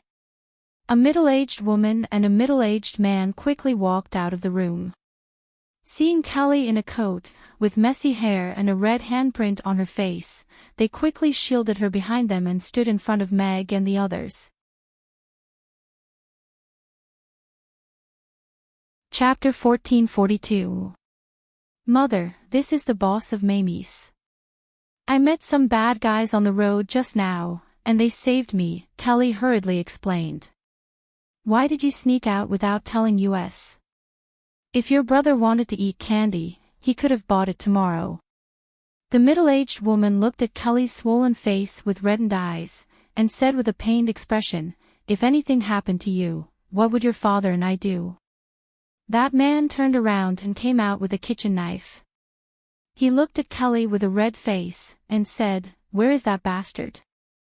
How dare he bully my daughter? I'm going to fight him to the death. The bad guy is already dead, Amy said. The man and woman were stunned. They looked at Meg and the rest differently.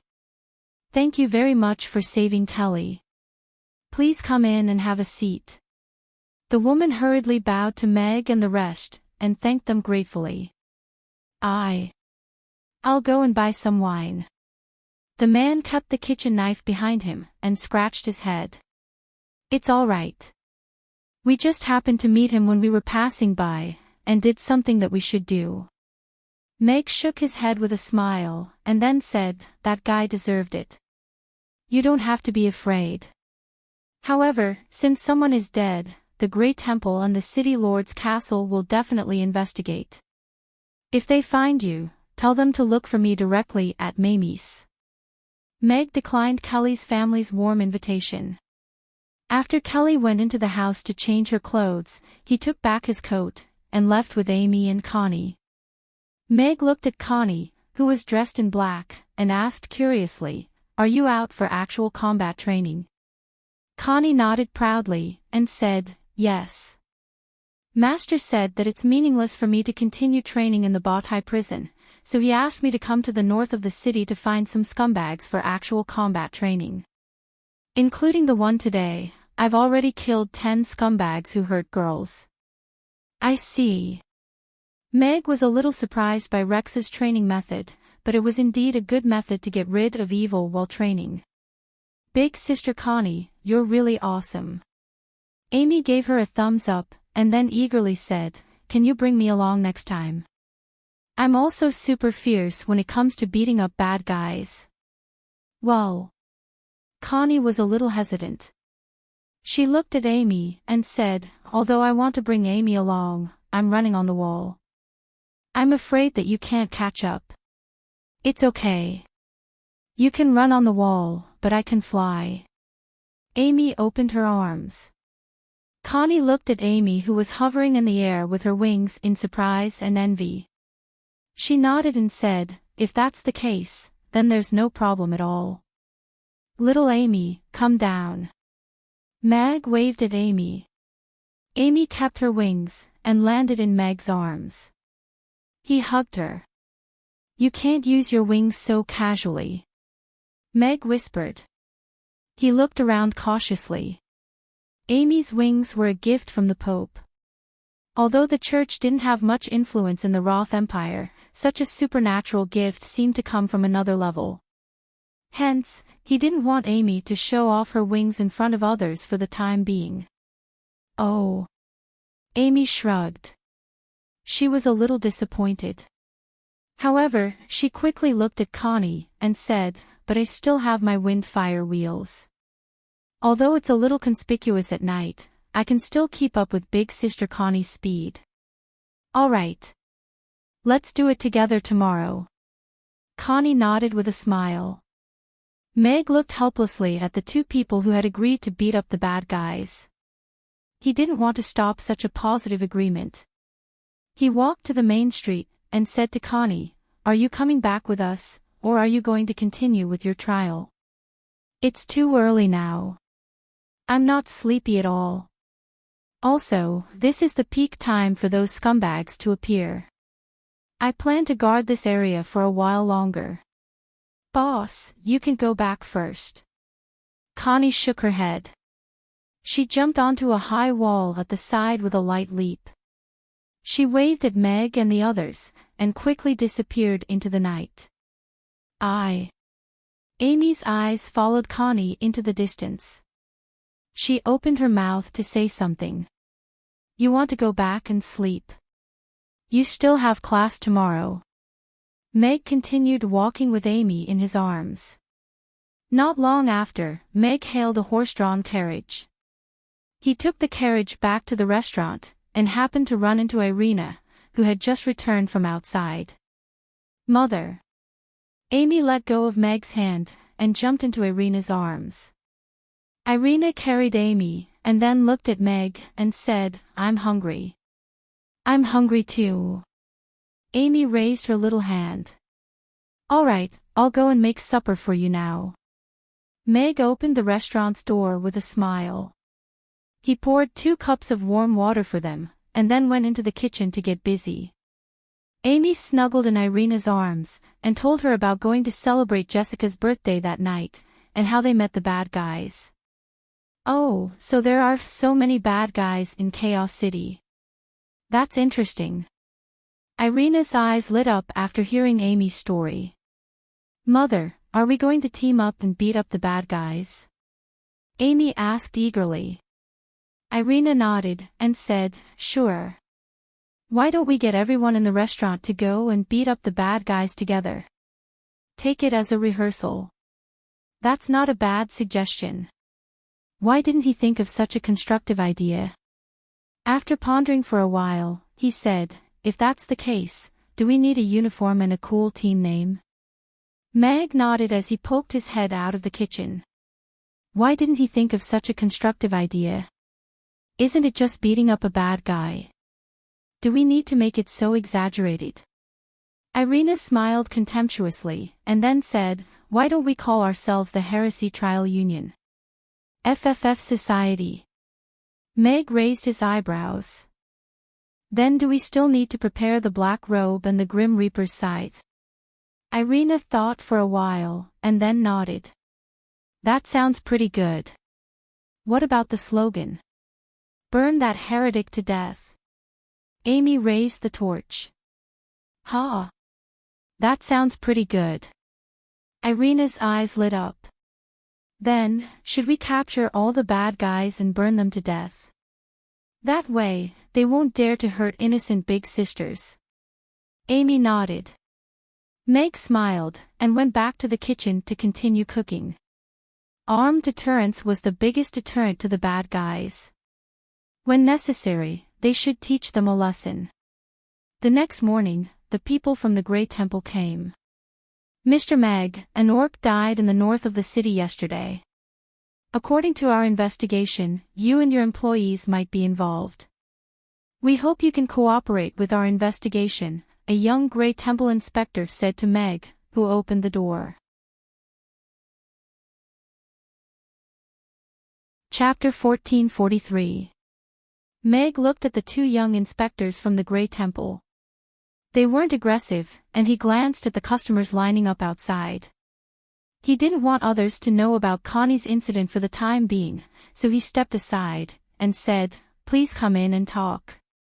All right. The 2 inspectors nodded, and walked into the restaurant.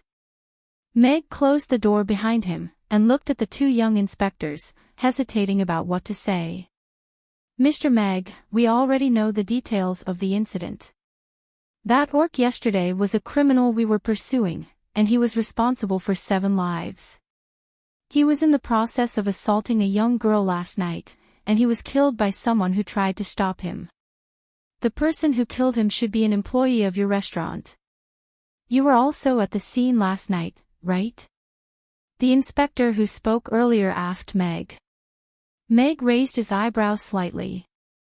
It sounded like they were telling him that the orc deserved to die, and that they were doing the people a favor. He nodded with a smile, and said, yes. The 3 of us were on our way to the north of the city to celebrate the birthday of my daughter's friend. We heard cries for help on our way back, so we rushed to the scene of the crime. The orc was very vicious, and that employee had no choice but to kill him to protect the young girl. Thank you for standing up to protect the residents of Chaos City. There have been many good deeds of chivalry in the north of the city recently, and I'm sure it has something to do with that employee of your restaurant. Can we meet her? The annual Top 10 Citizen Selection event is about to begin. Perhaps we can apply for a spot for her, the inspector continued. Meg raised his eyebrows slightly and sighed. She's a shy girl and has a phobia of attention. The Top 10 Citizen Selection might not be suitable for her. She doesn't even want to show her face. If you think she's doing the right thing, then let her continue to do it. But she has some problems here. Meg pointed at his head and said regretfully, she's such a good girl. She's so young and should have had a beautiful youth. If she suddenly receives too much attention, I'm afraid her condition will worsen, or even. The two inspectors looked at each other, hesitated for a while, and said, all right, since that's the case, we won't force it. Please thank her on our behalf, Mr. Meg. If you need anything, please inform the Grey Temple immediately. All right, please take care. Meg nodded and sent the two inspectors away. Father, what's wrong with Big Sister Connie's head?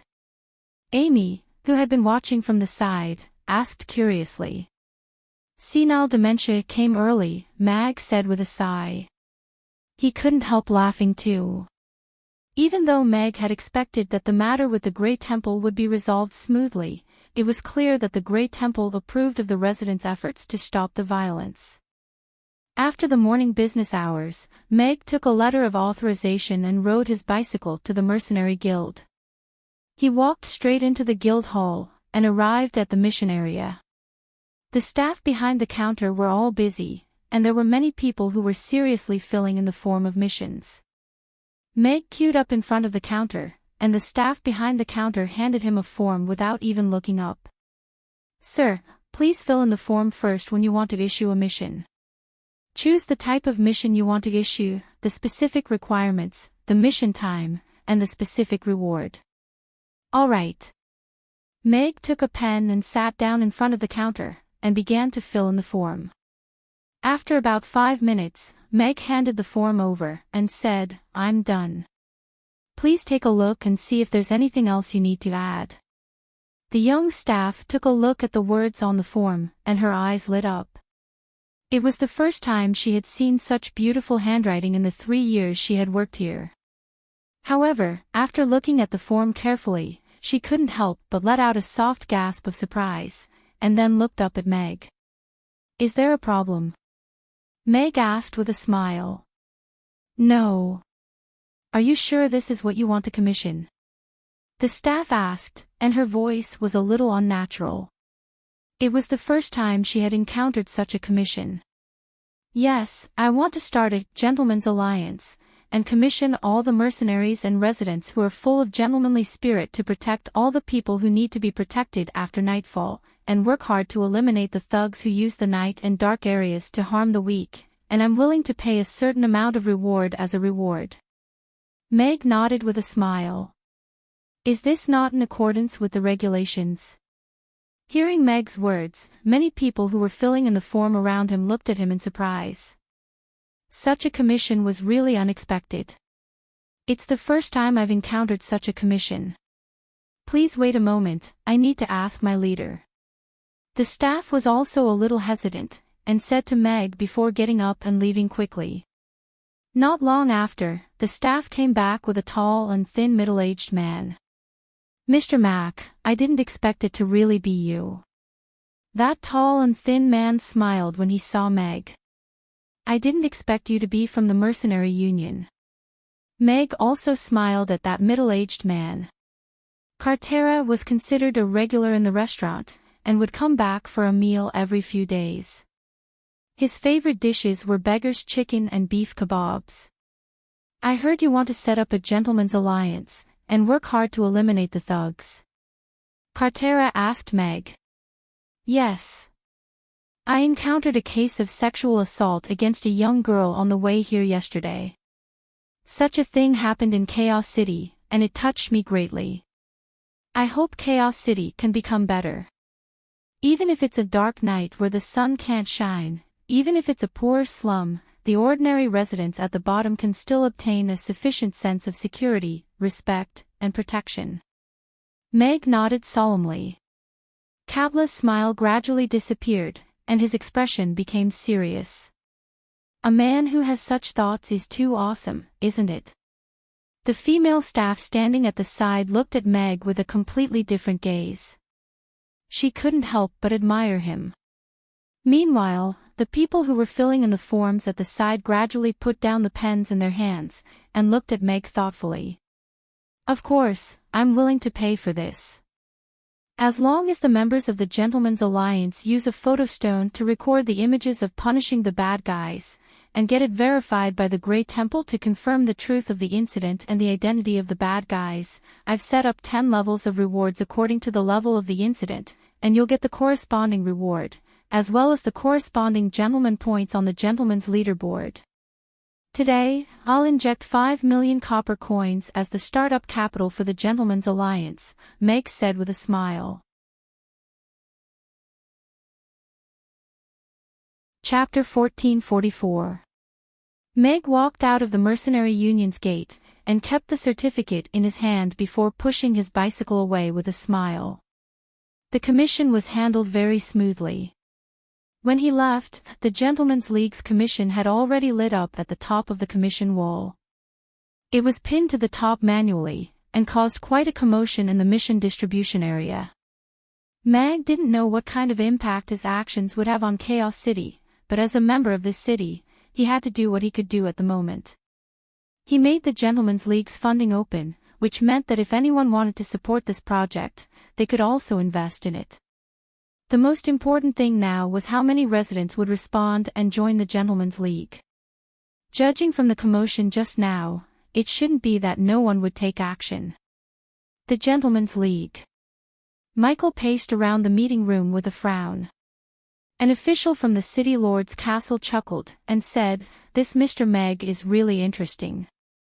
He actually thought of using mercenary missions to protect the residents in Tada." Interesting. Michael looked at that official with a serious expression and said, "I don't think this is funny. It's a form of punishment. The order and rules that we are so proud of are not able to protect the safety of the residents at the bottom.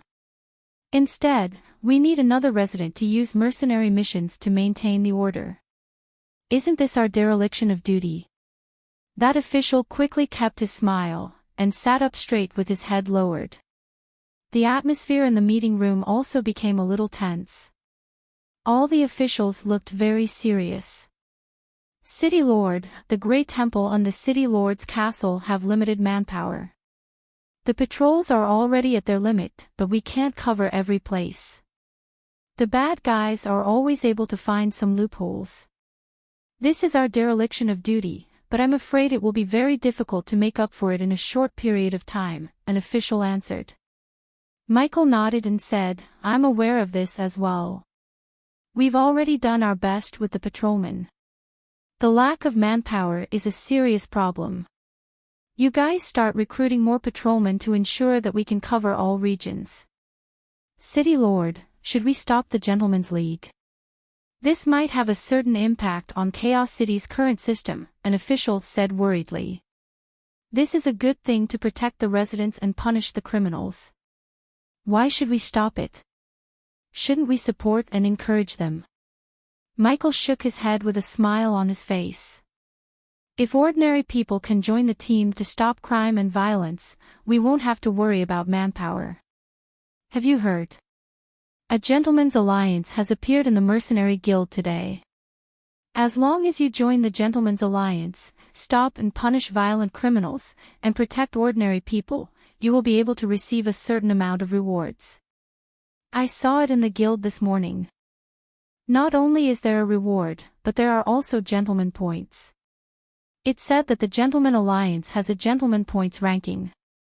You can earn points according to the missions you complete and leave your name on the gentleman points ranking.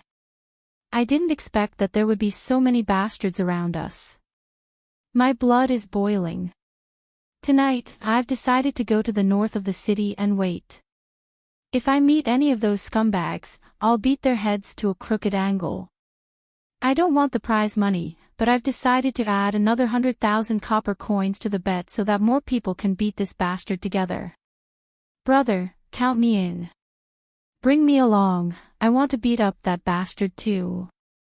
At the entrance of Amy's in the afternoon, there was a temporary harmony between the sweet and savory parties.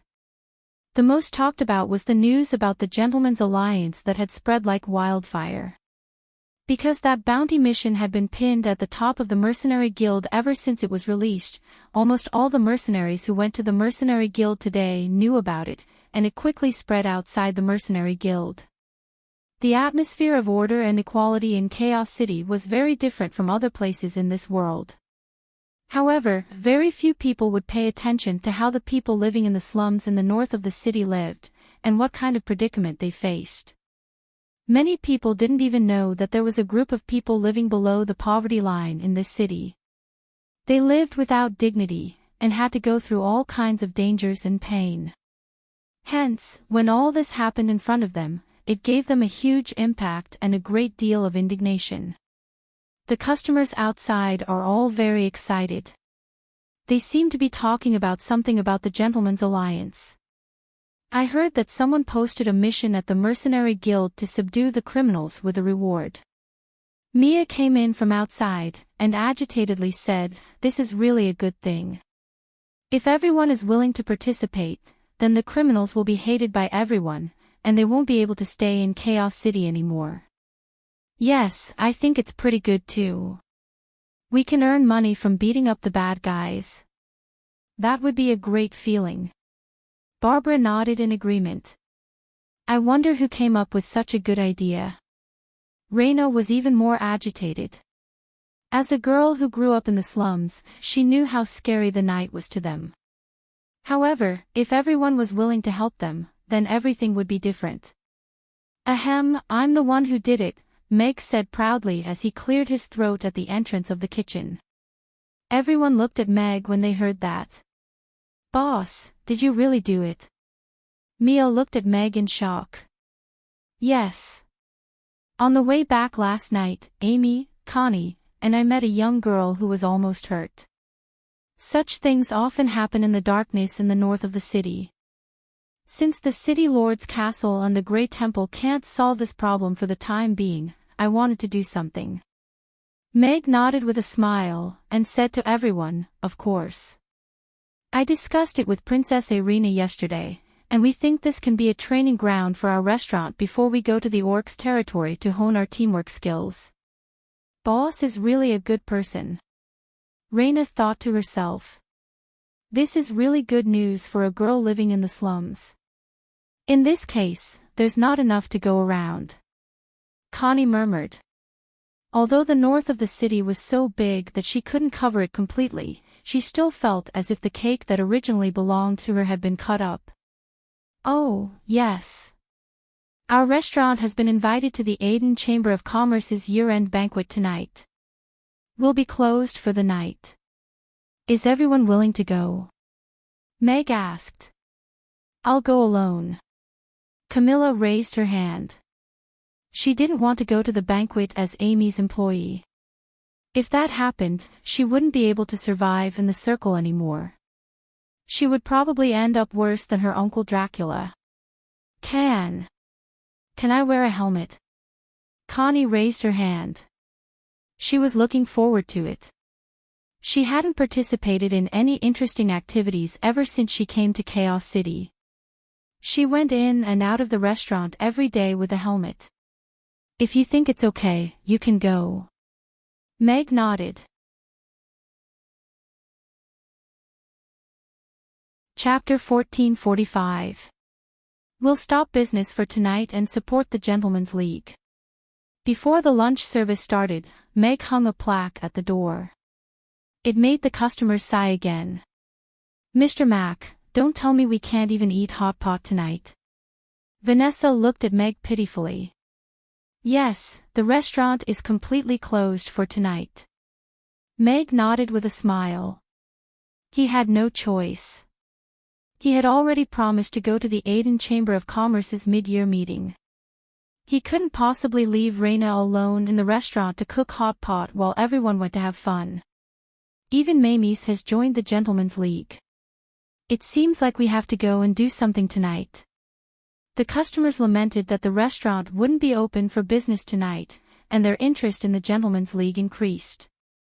Many customers were already itching to try it out. After the busy lunch service ended, Meg smiled at the ladies, and said, "If you don't have suitable clothes for tonight's banquet, you can go to Suede to take a look. Just say that you're Mamie's employees, and put whatever clothes you buy under my name.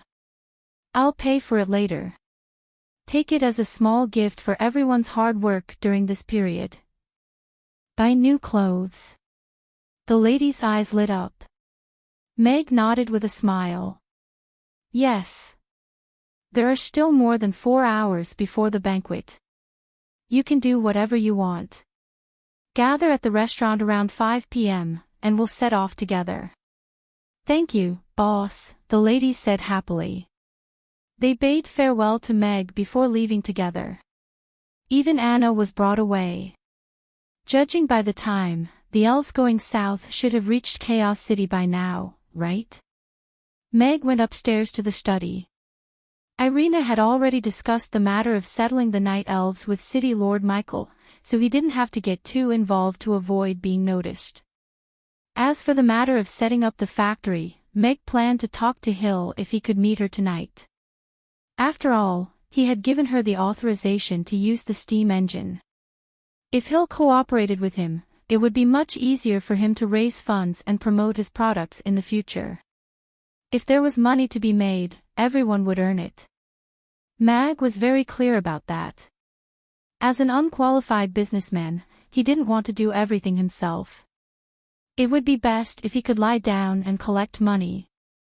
As for the night elves, the sudden influx of 20,000 laborers into Chaos City was naturally the best choice for the new factory. Moreton Manor. Cyril, that bastard. How dare he mix with Bowen and Harvey? He's simply inviting a wolf into the house. Geoffrey smashed the cup in his hand and said angrily.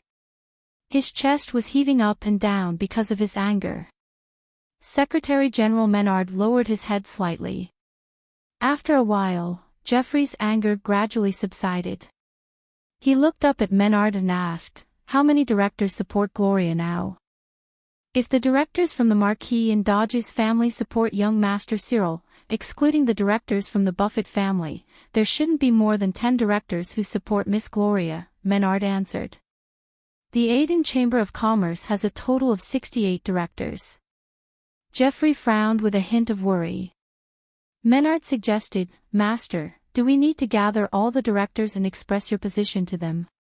After all, Miss Gloria has just entered their sights. They might be biased and don't understand her. There's no need for that. It would just be a joke." Geoffrey shook his head, and his expression calmed down. "If she can't even get past this, she can't take on the family Moreton." "Yes." Menard nodded. In the moving carriage, the secretary looked at Hill, who was resting with her eyes closed, and said, "Miss, according to your request, the 21 directors under the Buffett family have all agreed to vote for Gloria tonight." "How many votes does she have now?" Hill didn't open her eyes and asked casually. "According to the news, the Marquis and Dodge's families have already allied with Cyril. They have at least 30 stable votes in their hands. With Cyril's many years of operations in family Moreton and his special identity as the successor, he should be able to get more votes than Gloria.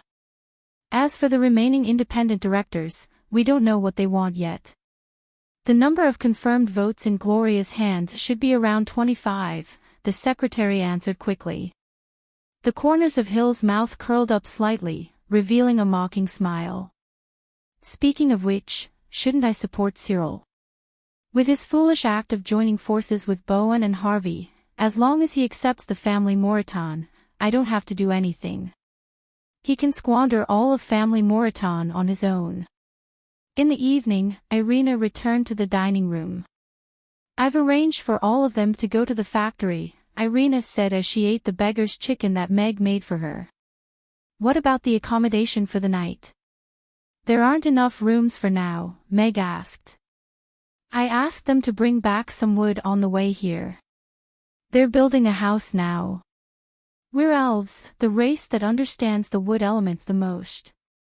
When it comes to building wooden houses, even the dwarves aren't as good as us, Irina said confidently. All right. Meg nodded. Since he didn't need to worry, he wouldn't ask too much. He said, there's a banquet tonight at the Aden Chamber of Commerce. Everyone in the dining room will be attending. Do you want to go? Are you in charge of cooking? No, I'm considered an invited guest. I don't have to cook. Then what's the point of going? The food made by the other chefs is so bad. Irina shook her head and took a bite of the drumstick. I'm going to the factory tonight to make arrangements for them. Okay. Meg nodded. The matter of the night elves was indeed more urgent. This banquet was just a matter of whether or not they could attend. After filling her stomach, Irina left immediately. She had a lot of things to do in order to make arrangements for the 20,000 elves. Meg took a look at the time and went upstairs to change into a casual black suit. Considering that the temperature outside was a little low, he put on a gray coat over it. Meg had just gone downstairs when there was a knock on the door. Meg opened the door. A group of beautiful girls wrapped in down jackets of various colors stood at the entrance of the dining room and looked at him with smiles. Boss, look at our new clothes. The clothes from Suede are so nice. They're warm and as light as a feather. They're so comfortable, Yebamia said happily. Meg looked at the girls wearing down jackets and smiling like flowers. He didn't know what to say for a moment.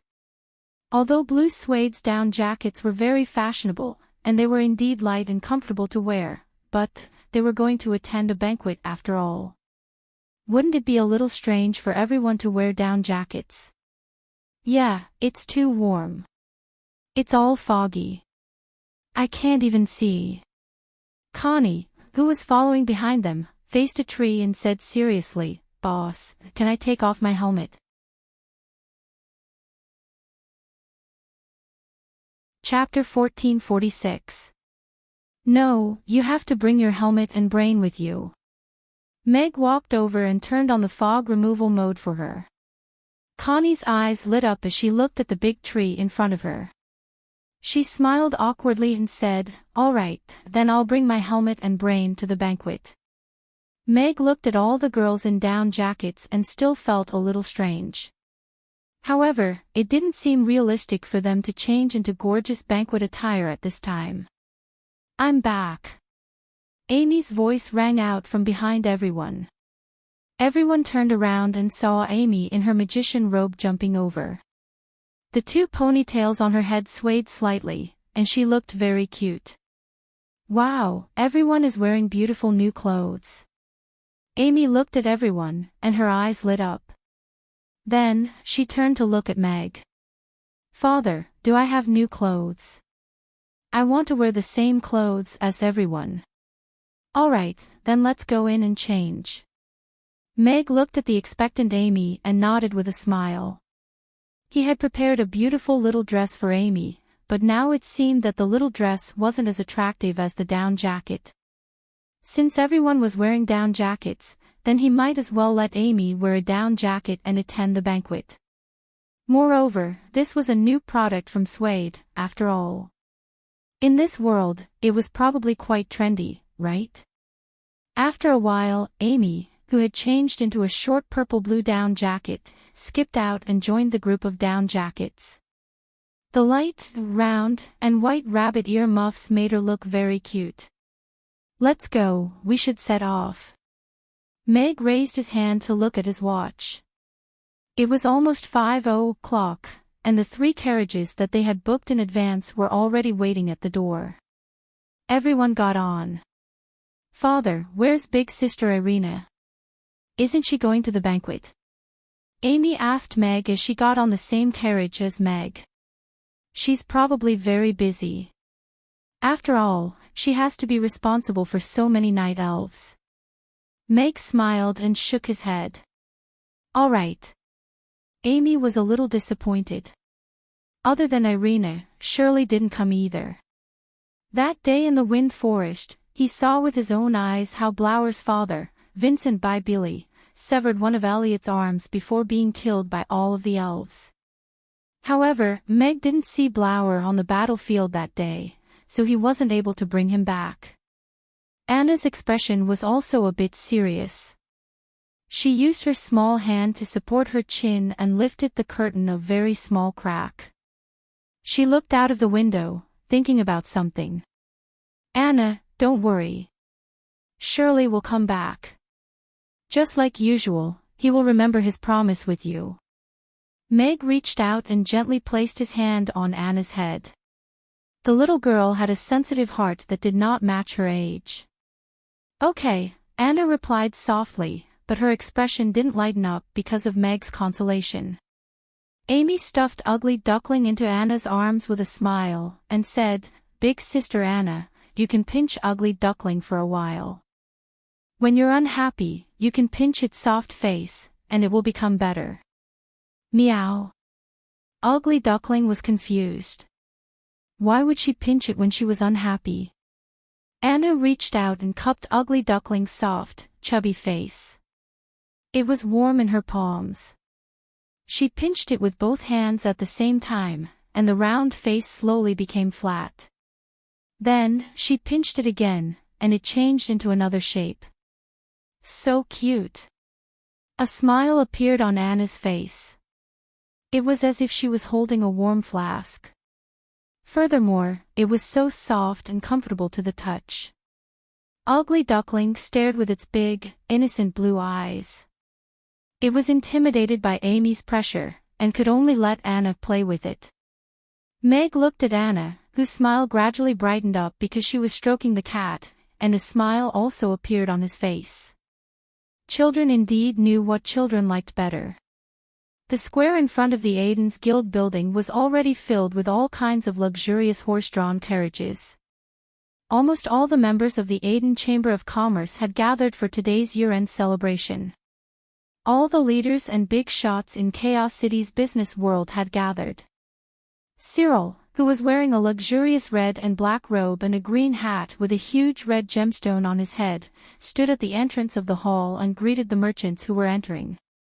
However, those who could make Cyril take the initiative to greet were mostly the directors of the Aiden Chamber of Commerce.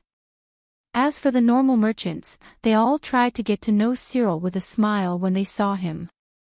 However, most of them were ignored by Cyril with his nostrils. Cyril couldn't hide the smile on his face. As long as he removed Gloria from her position as a director today, he would be the only successor of Family Moreton. Furthermore, Frank had also promised that when he became the head of Family Moreton, he would help Harvey become the president of the Aiden Chamber of Commerce. With the 3 families working together, Cyril was completely confident that he could remove Gloria from her position. As for the Buffett family, he didn't think that Gloria could persuade that woman on the hill to stand on her side. When he became the head of the family in the future, he would find a reason to take back the sway. He heard that Gloria had expanded the factory again. It had only been 2 to 3 months, but she was already making over $1 million a month just by selling clothes. Everyone could see the future potential of this store. Although this was nothing compared to Family Moreton's wealth, he just didn't want his family to be able to live a good life after leaving Family Moreton. The slums in the north of the city were the best place for their family to return to. Director Donsel. Cyril reached out to shake hands with a bald middle-aged man with a smile. After exchanging some pleasantries, they exchanged a knowing look. After Cyril and Donsel finished exchanging pleasantries, he saw Meg walking past him with a group of beautiful women. Why is this guy here again? Cyril frowned. During the last mid-year meeting, it was this guy who embarrassed him and was with Gloria. He didn't expect him to be here again today. He remembered that he didn't join the Aden Chamber of Commerce and once claimed that he wanted to overthrow the Aden Chamber of Commerce. Wow! Those girls are so beautiful. Their clothes are so special too. They look so cool. If I'm not wrong, the clothes they're wearing are Suede's new clothes that haven't been officially released yet, right? I think they're called down jackets. Oh my god. They actually got the pre-sale money. Didn't they not start selling it yet? Could they be Suede staff? The effect on the upper body is simply amazing. It feels super light, but it also looks very warm. The women's attention was attracted by the down jackets Yabamiya and the others were wearing. Many of them were Suede's loyal fans. During this period of time, they had been eyeing Suede's new winter clothes that would be released in 3 days. They didn't expect that there would be people wearing them to today's banquet, and a group of beautiful girls at that. Chapter 1447. Everyone in Amy's group felt a little uncomfortable under the gazes directed at them. Is the makeup on my face smudged? Why are so many people staring at me? Yabamiya whispered to Elizabeth with a blush on her face. Elizabeth took a serious look at her face and said calmly, "No, it's fine." Jane hid in the crowd with her head slightly lowered. The feeling of being stared at by so many people was too scary for her, and she just wanted to hide. Barbara was very calm. She was already used to the feeling of being the center of attention, and this was just a small scene.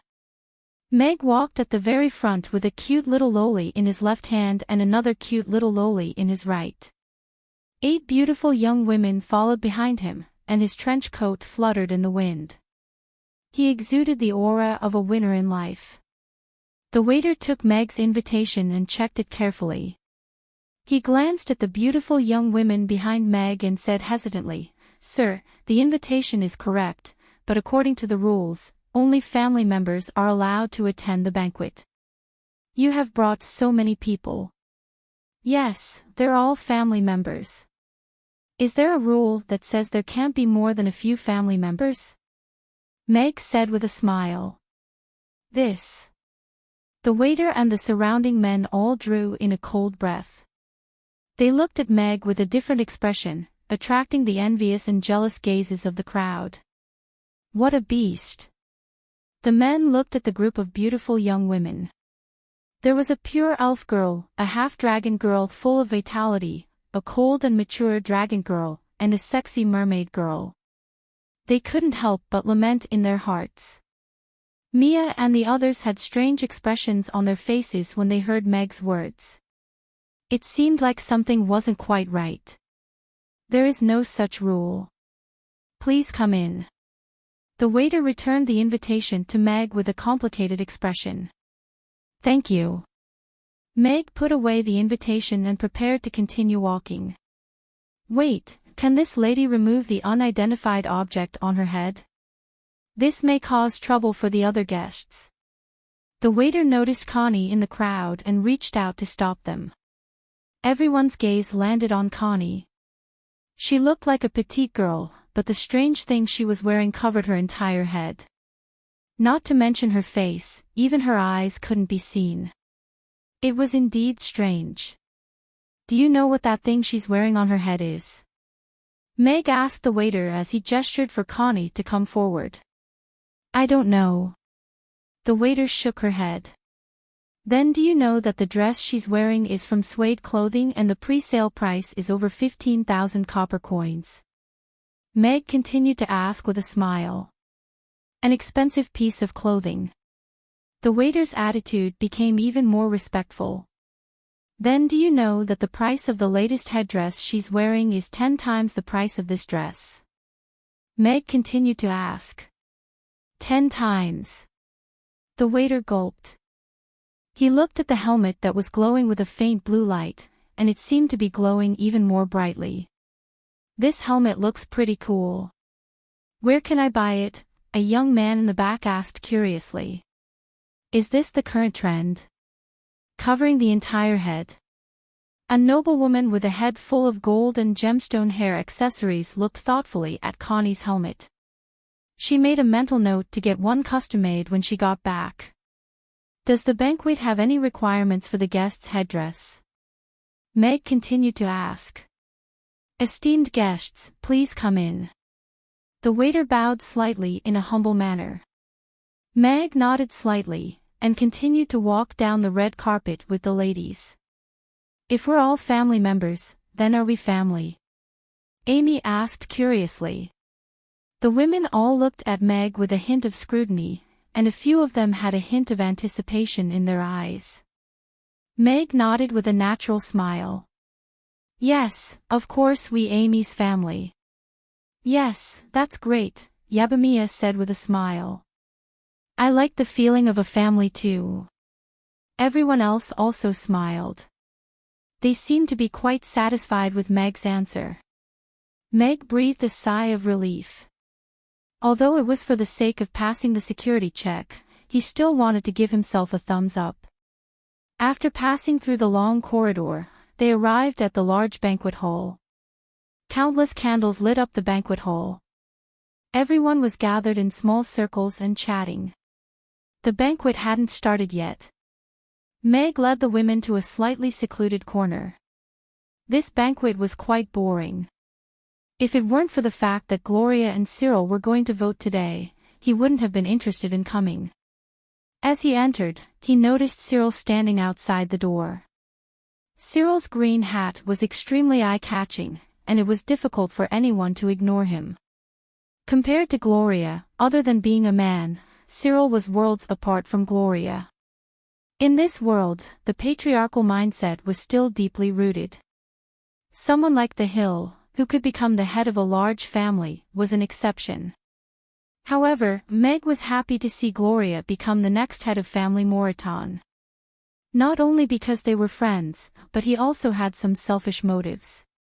Once Gloria became the head of family Moreton, whether it was the Hill or Cyril who became the president of the Aden Chamber of Commerce, then the Aden Chamber of Commerce would be different from how it was now. It was equivalent to completing the flag he had set in a curve. The women were curious about the banquet, especially Yabamiya, Gina, Jane, and Reina, who had never attended a banquet like this before. They looked around curiously. Beautiful women were always the focus of attention at banquets, especially when beautiful women gathered together. Even if they were in a corner, they would still be the focus of attention. "Mr. Mack, I didn't expect you to come too. And all the beautiful ladies in the restaurant are here too. Are we lucky enough to eat Mr. Mack's food tonight?" A voice sounded from the side. Meg turned around and saw the president of the Food Association, Robert, walking over with a glass of red wine. He smiled and said, "What a coincidence to meet President Robert here. I'm just here to sit around today. I'm not in charge of the food." "Oh, that's a pity." Robert felt that it was a pity, but he didn't dwell on this topic. After exchanging some pleasantries with Meg, he was taken away by the others who came up to chat with him. Some of the restaurant's regulars came to greet Meg. Amy's was the most famous restaurant in Chaos City, so it wasn't strange for the members of the Aden Chamber of Commerce to frequent the restaurant. After all, normal people couldn't afford to eat there every day. After the women got Meg's permission, they began to walk around the banquet hall. Amy brought Anna to the buffet area and started to eat without holding back. "I'm warning you. If you try to touch me with your dirty hands again, you will die a horrible death." A cold and annoyed voice sounded from the side. Meg turned around and saw Barbara looking coldly at a blonde youth who was blocking her way.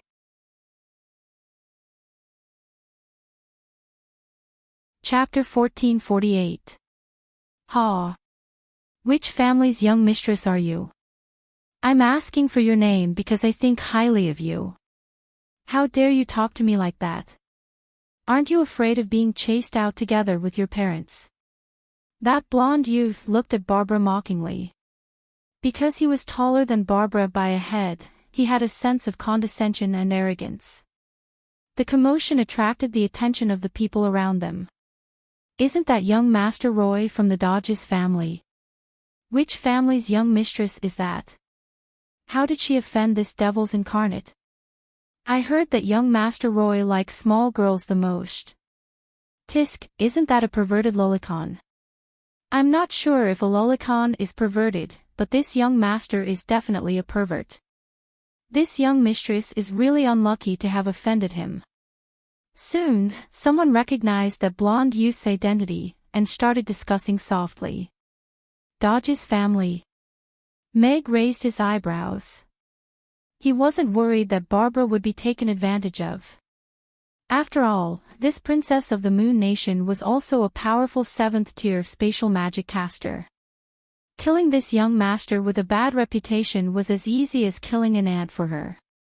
Instead, he was more worried that Barbara would be too heavy-handed. If she killed someone, it wouldn't be easy to clean up the mess. Of course, Barbara's identity was many times more honorable than a young master from a business family. However, this world's understanding of the Moon Nation was still at the level of Chang-Yi flying to the moon. If he claimed that Barbara was the princess of the Moon Nation and applied for an exemption for her, he was afraid that he would be seen as contempt of court, and be beaten to death on the spot. Roy looked at the young lady in front of him, and couldn't suppress the lust in his heart.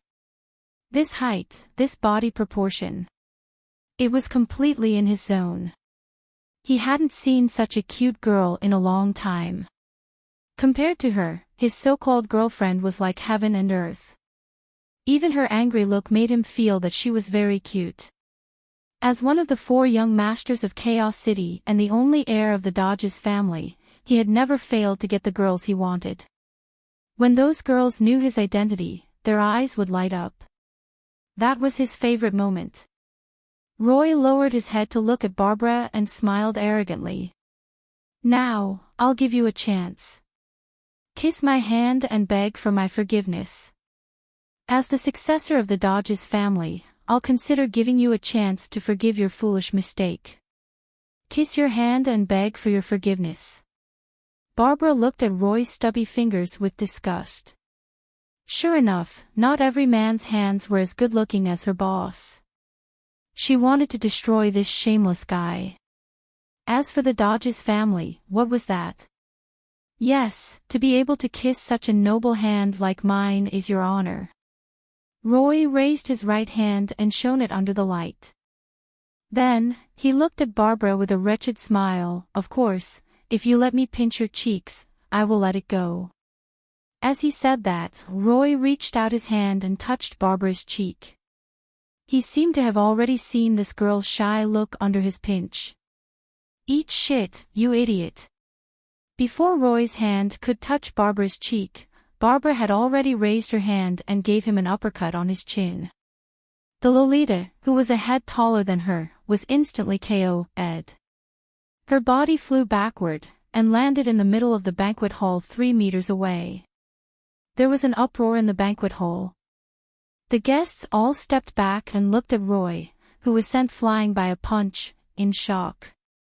Who dared to provoke this young master at the Aden Chamber of Commerce's year-end banquet? After all, the Dodges family was one of the founding families of the Aden Chamber of Commerce. Roy held his swollen chin. He was in so much pain that tears flowed out. He turned his head and spat out 2 broken teeth. He pointed at Barbara with a sobbing tone and said, You hit me. If your dirty hands touched me, you would have been dead," Barbara said coldly as she retracted her fist. "Who is this girl? She is so fierce. She did what I wanted to do a long time ago. If not for the fear of the Dodges family's revenge. Someone actually dared to hit young Master Roy. It seems like there will be more than one good show tonight. How lively."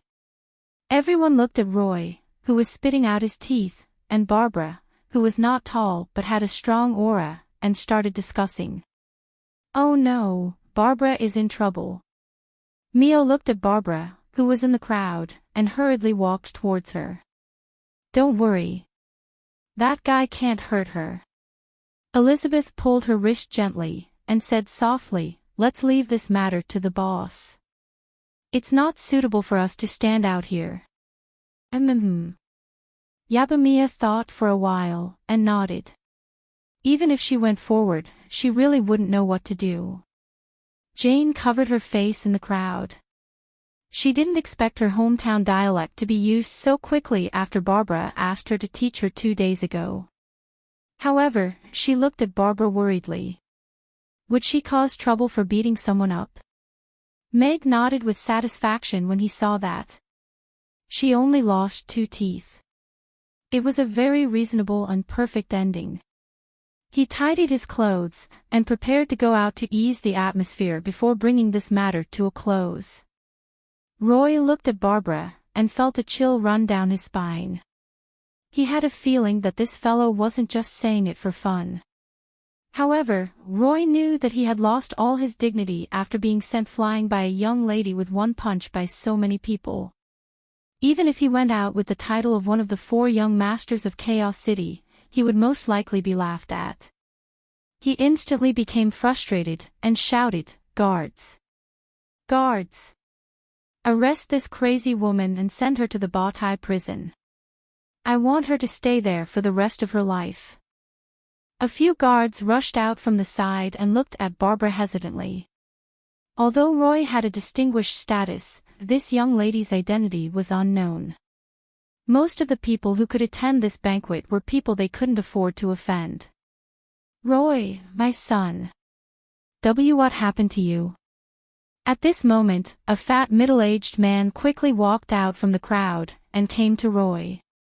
He was lying on the ground with half of his face swollen, and blood stains at the corner of his mouth. 2 broken teeth stood out in a mouthful of blood and phlegm on the ground. Roy looked at that fat man with tears flowing down his face. He pointed a finger at Barbara, and cried as he said, Father, that bitch hit me. She knocked my teeth out. You can't let her off. That fat man turned to look at Barbara and angrily said, Bastard, how dare she hit my son, Harvey. Guards, you bunch of trash. Arrest her and send her to Bawtai prison. Lock her up for 50 years. Although the guards were a little hesitant, it was Harvey who spoke, so they still surrounded Barbara. You're indeed father and son. Even your words are exactly the same. Right at this moment, Meg walked out from the crowd, and stood in front of Barbara. He looked at Harvey and Roy, and sarcastically said, Does your family own Bawtai prison? Do you think you can lock her up for as long as you want?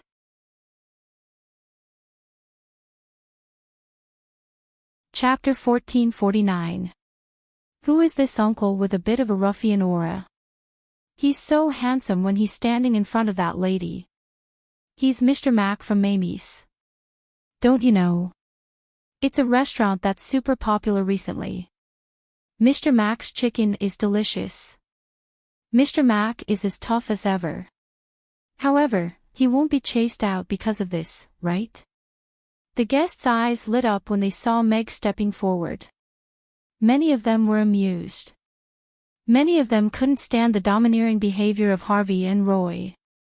Everyone was discussing softly, and some ladies even started to form the cutest height difference couple with glowing eyes. How annoying.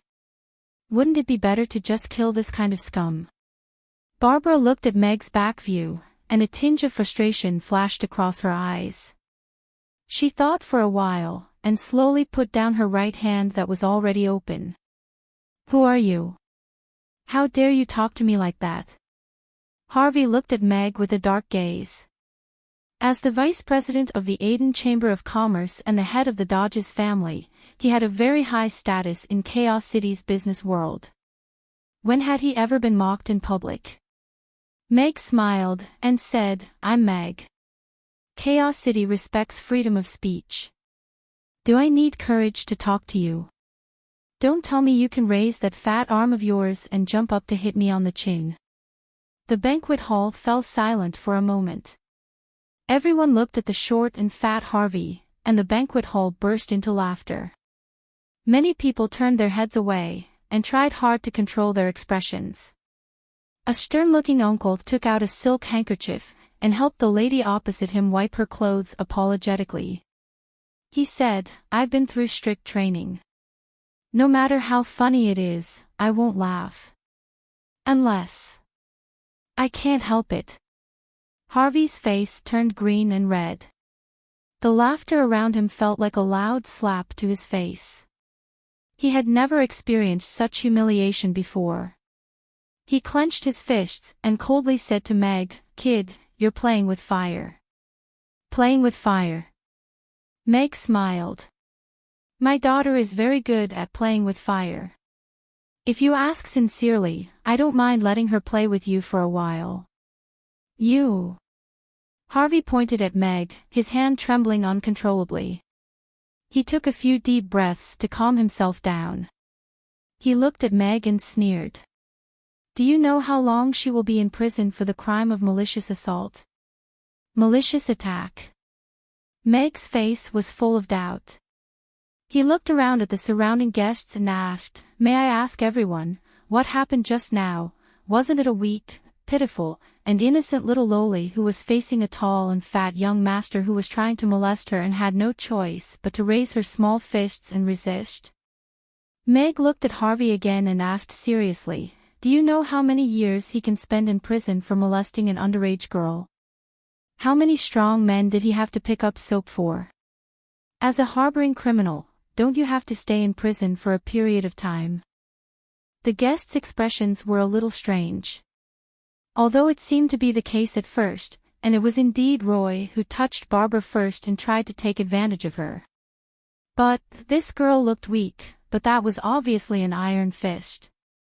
How was she shy? King, a strong man with a punch. Among the guests present, there were not many who could do that. However, Meg's analysis was reasonable, and he successfully took the moral and legal high ground. The words of picking up soap were even more wonderful. Sure enough, Harvey and his father's faces changed color.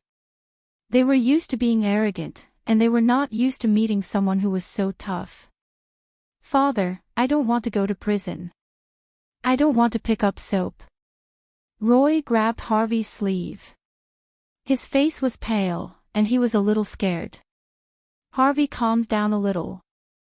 He looked at Meg and said, You're talking nonsense. How could my son do anything to her in public?" "But everyone saw her hitting someone. Don't think that you can distort the truth just because you have a sharp tongue.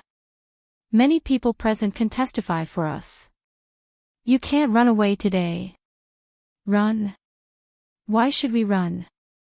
If you think that you can change the truth by relying on numbers, then you're overestimating your influence and the Grey Temple's ability to do things, right?" Meg said with a smile. If they were talking about connections, he was really not afraid. After all, he still had a hidden position in the City Lord's castle, and was considered one of them in the system. Harvey looked at Meg, who was unmoved by force or persuasion, and was so angry that his face turned red. However, those few guards were frightened by Meg and did not dare to go forward. They had the mentality of watching from afar, and did not have the slightest intention to help Harvey. Boss is so awesome. He didn't do anything, and he already scared them. Yabamia looked at Meg with glowing eyes. In comparison, he felt that his mouth was fake. Elizabeth was also looking at Mag with approval in her eyes. Even though she was a little surprised by Mag's eloquence, which was a stark contrast to his usual friendly demeanor, it was still a good trait to be tough on outsiders. "TSK, seems like I don't even have to do anything." Camilla swirled the red wine in her wine glass at the railing on the second floor, and chuckled. From this angle, Meg was rather good-looking. "Wrong? What's wrong with me? Why would I think that men are good-looking?" Men are all pigs. They're not good things. Camilla shook her head quickly to get rid of the strange thoughts in her mind. What's going on? At this moment, a sinister voice sounded. The guests parted to create a path for Cyril, who was wearing a bright red robe and a green hat, to make his way in. He took a glance at Mag, and his brows furrowed slightly. What was this guy doing here? Then, his gaze fell on Roy, who was still sitting on the ground with half his face swollen, and Harvey, who was blushing. His expression changed slightly, and he asked, Vice President Harvey, what happened to you? This guy, he's an adult, and he even framed us, saying that he wants to lock us up in Bowtie Prison, Harvey complained while pointing at Meg. Great, I finally got the chance. Cyril's eyes lit up, and he turned around to look at Meg and Barbara, who was standing behind him. He frowned and said, You're not from the Aden Chamber of Commerce at all. How did you sneak in? Could it be that you're a thief who sneaked into Freeload? Now, you even dare to maliciously hurt Roy and slander the Vice President of the Chamber of Commerce. Guards, tie the two of them up and send them directly to the Grey Temple. After all, Cyril was the president's son, and had always been seen as the successor of family Moreton. After hearing his order, the guards who were watching at the side could no longer sit still, and surrounded Meg and Barbara. Some of them even took out ropes. Wait! At this moment, a crisp voice sounded from outside the crowd. At the same time, the voice of the MC at the door sounded. Director Gloria has arrived.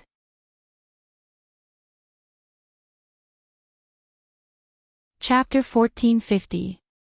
The crowd parted to make a path for Gloria, who was wearing a blue evening gown. She was as elegant and moving as ever, making everyone's eyes light up. The guards stopped in their tracks and looked at Gloria, then looked at Cyril before silently retreating to their original positions. Cyril looked at Gloria, who was walking over, and frowned. He knew that Meg and the others were related to Gloria. He wanted to embarrass them before she arrived so that Gloria would be embarrassed as well, but he didn't expect her to arrive so early. The guests were also looking at Gloria. Everyone knew that the main characters of this year's end-of-year banquet were Gloria and Cyril. The fight between the two of them for the position of family Moreton's successor was gradually becoming more and more intense, and it was possible that the winner would be decided tonight. And now, the show seemed to have arrived early. Gloria came to Meg's side and gave him an apologetic nod. Then she looked at Cyril and said, Uncle Cyril, Mr. Meg and the others from Amy's are my guests. Please don't use the word thief to describe them, it will make you look unreasonable and arrogant. The guests seemed to understand something. So this gentleman was invited by Miss Gloria and the others. It seemed that Cyril's hostility towards them made sense. I'm unreasonable and arrogant. I think it's these so-called guests you invited who are the real arrogant ones. They dared to openly attack Vice President Harvey's son, Roy. Cyril looked at Gloria with a cold smile and said in a somewhat aggressive manner, Gloria, as a director of the Chamber of Commerce, don't you know the rules of the banquet? Before you invited the guests, didn't you properly check their character? I don't think you are a qualified director of the Chamber of Commerce. Upon hearing that, all of the guests began to look at Gloria with a contemplative expression. Although Sheer had already proven that age and status as a woman didn't necessarily represent one's abilities, compared to Sheer, who had displayed astonishing aptitude from a young age, this young Mistress Gloria who had appeared out of nowhere did indeed seem to be lacking in abilities. It was said that a board meeting would be held at today's end-of-year meeting. Cyril had formally proposed a vote to remove Gloria from her position as a board member, and the board of directors had agreed. The current situation made some neutral directors start to seriously examine Gloria. Most of the directors did not know much about this young lady who had suddenly emerged to compete with Cyril for the position of family Moreton's successor. They only knew that she seemed to have established a clothing store that was doing quite well recently. However, $1 million profit was nothing to them. It was not enough to prove that she was capable enough to take on the position of the director of the Aden Chamber of Commerce and the successor of Family Moreton. Mr. Meg is the owner and head chef of Mamie's. He once won the Best Chef Award at the banquet held by the King of the Roth Empire. He single-handedly raised Chaos City's status among the major cities in the world. He insisted on providing free breakfast for the cleaners every day, and spent a large amount of money to sponsor poor children to go to school.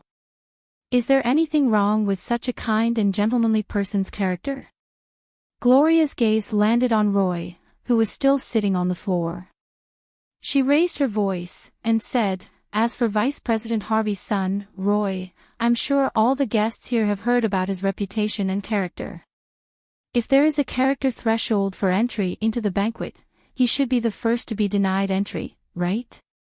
Way you're spouting nonsense." Roy yelled at Gloria angrily. Gloria looked at Roy, and said, "I heard a few days ago that someone ran into a pregnant woman on a horse and caused her to have a miscarriage. After that, the matter was suppressed by a large sum of money and threats, and the Great Temple was not informed about it. There's such a thing."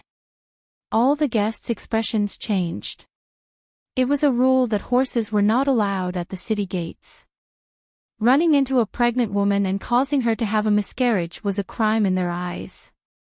Although Gloria did not mention any names, could this matter really have something to do with Roy?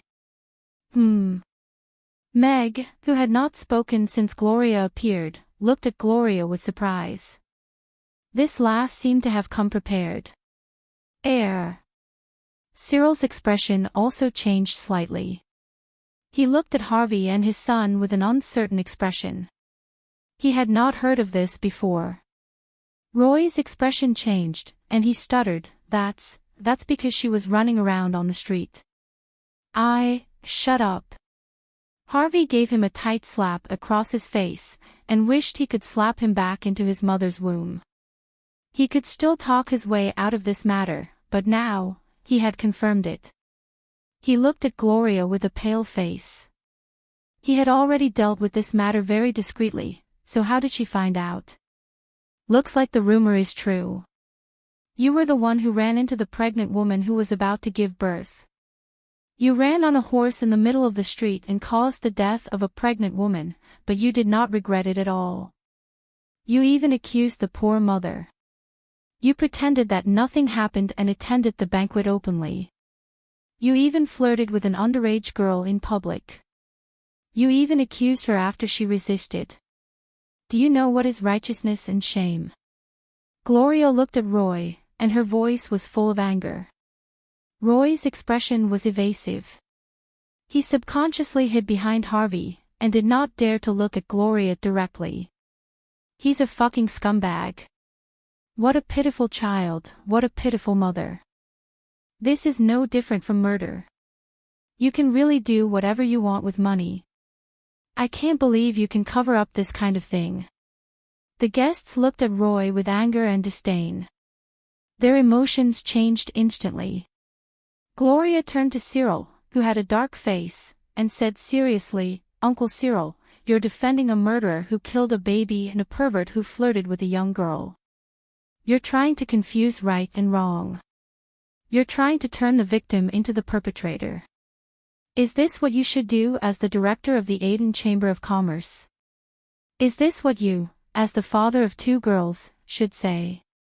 I respect you as an elder, but I advise you to be kind." Cyril opened his mouth. He wanted to defend himself, but his mind was in a mess. This change was completely out of his expectation and plan. He did not know how to deal with it. The guests looked at Cyril with disgust and disgust. Cyril was obviously on Roy's side. Snakes and rats from the same nest. None of them were good people. A few of the older board members shook their heads as they looked at Cyril. Then, their gazes landed on Gloria, and a hint of admiration appeared in their eyes. "This girl, it seems that I don't have to worry about anything. In time, she will be able to compete with Mr. Hill at the same level. Meg also looked at Gloria with admiration. He had changed his mind about the textile and weaving factory. Maybe Gloria would be a more suitable partner. Wonderful Book House.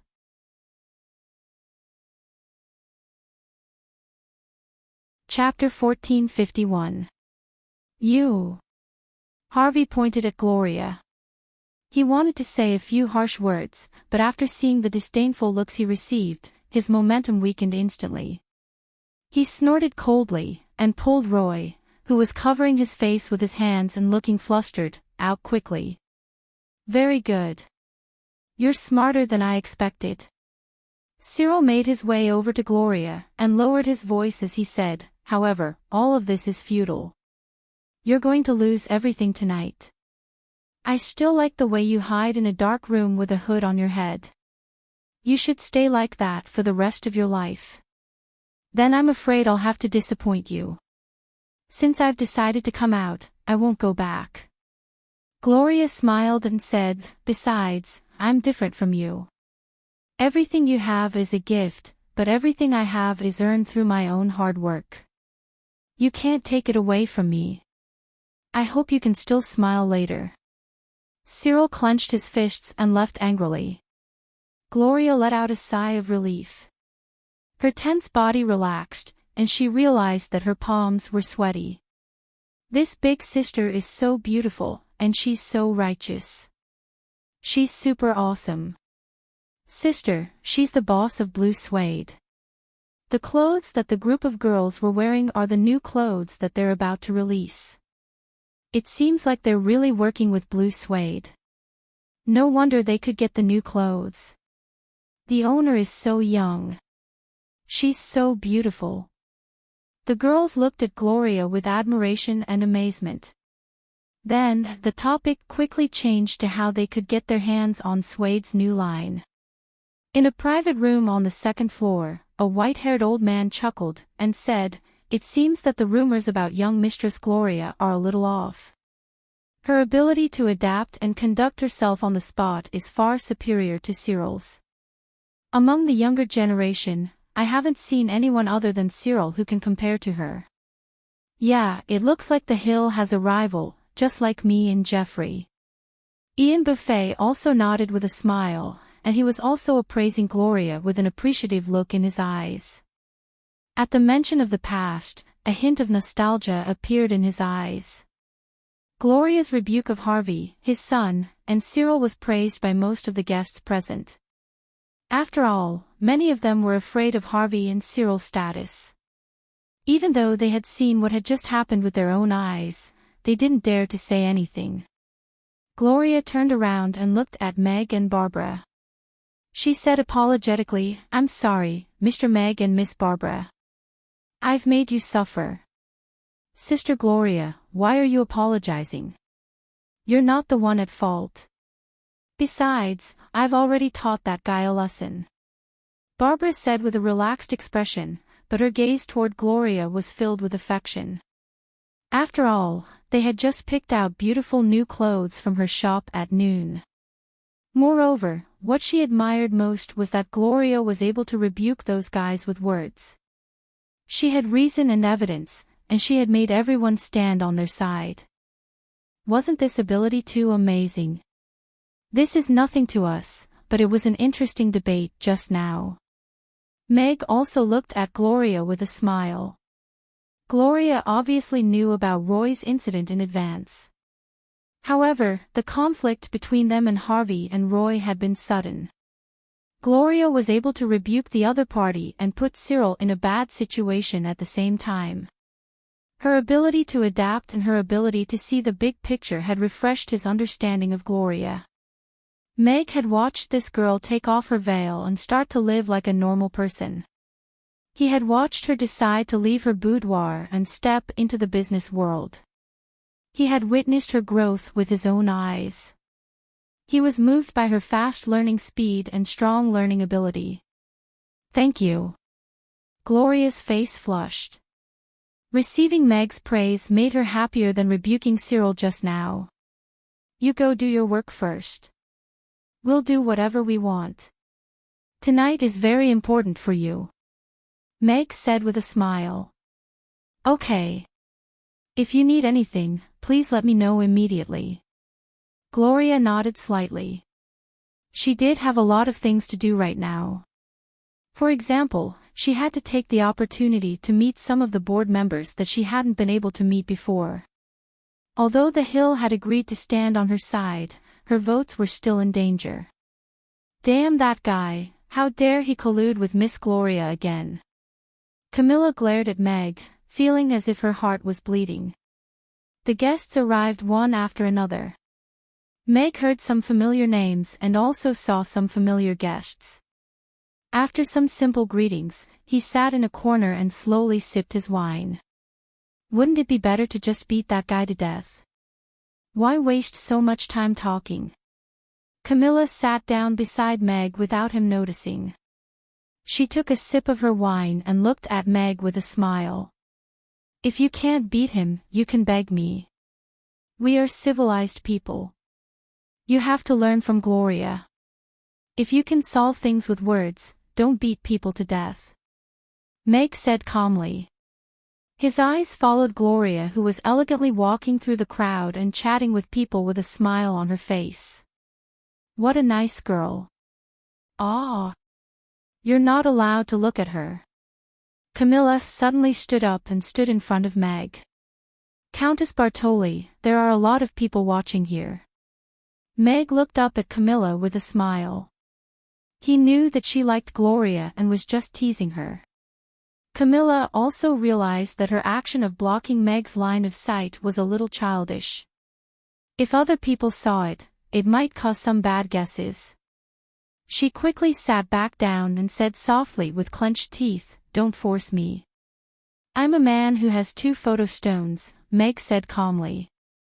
You. Camilla's face immediately turned red. She looked at Meg with shame and anger. How did she provoke such a pervert who had a photo stone with him at all times? Meg had something on her, so Camilla chose to shut herself up and didn't say anything.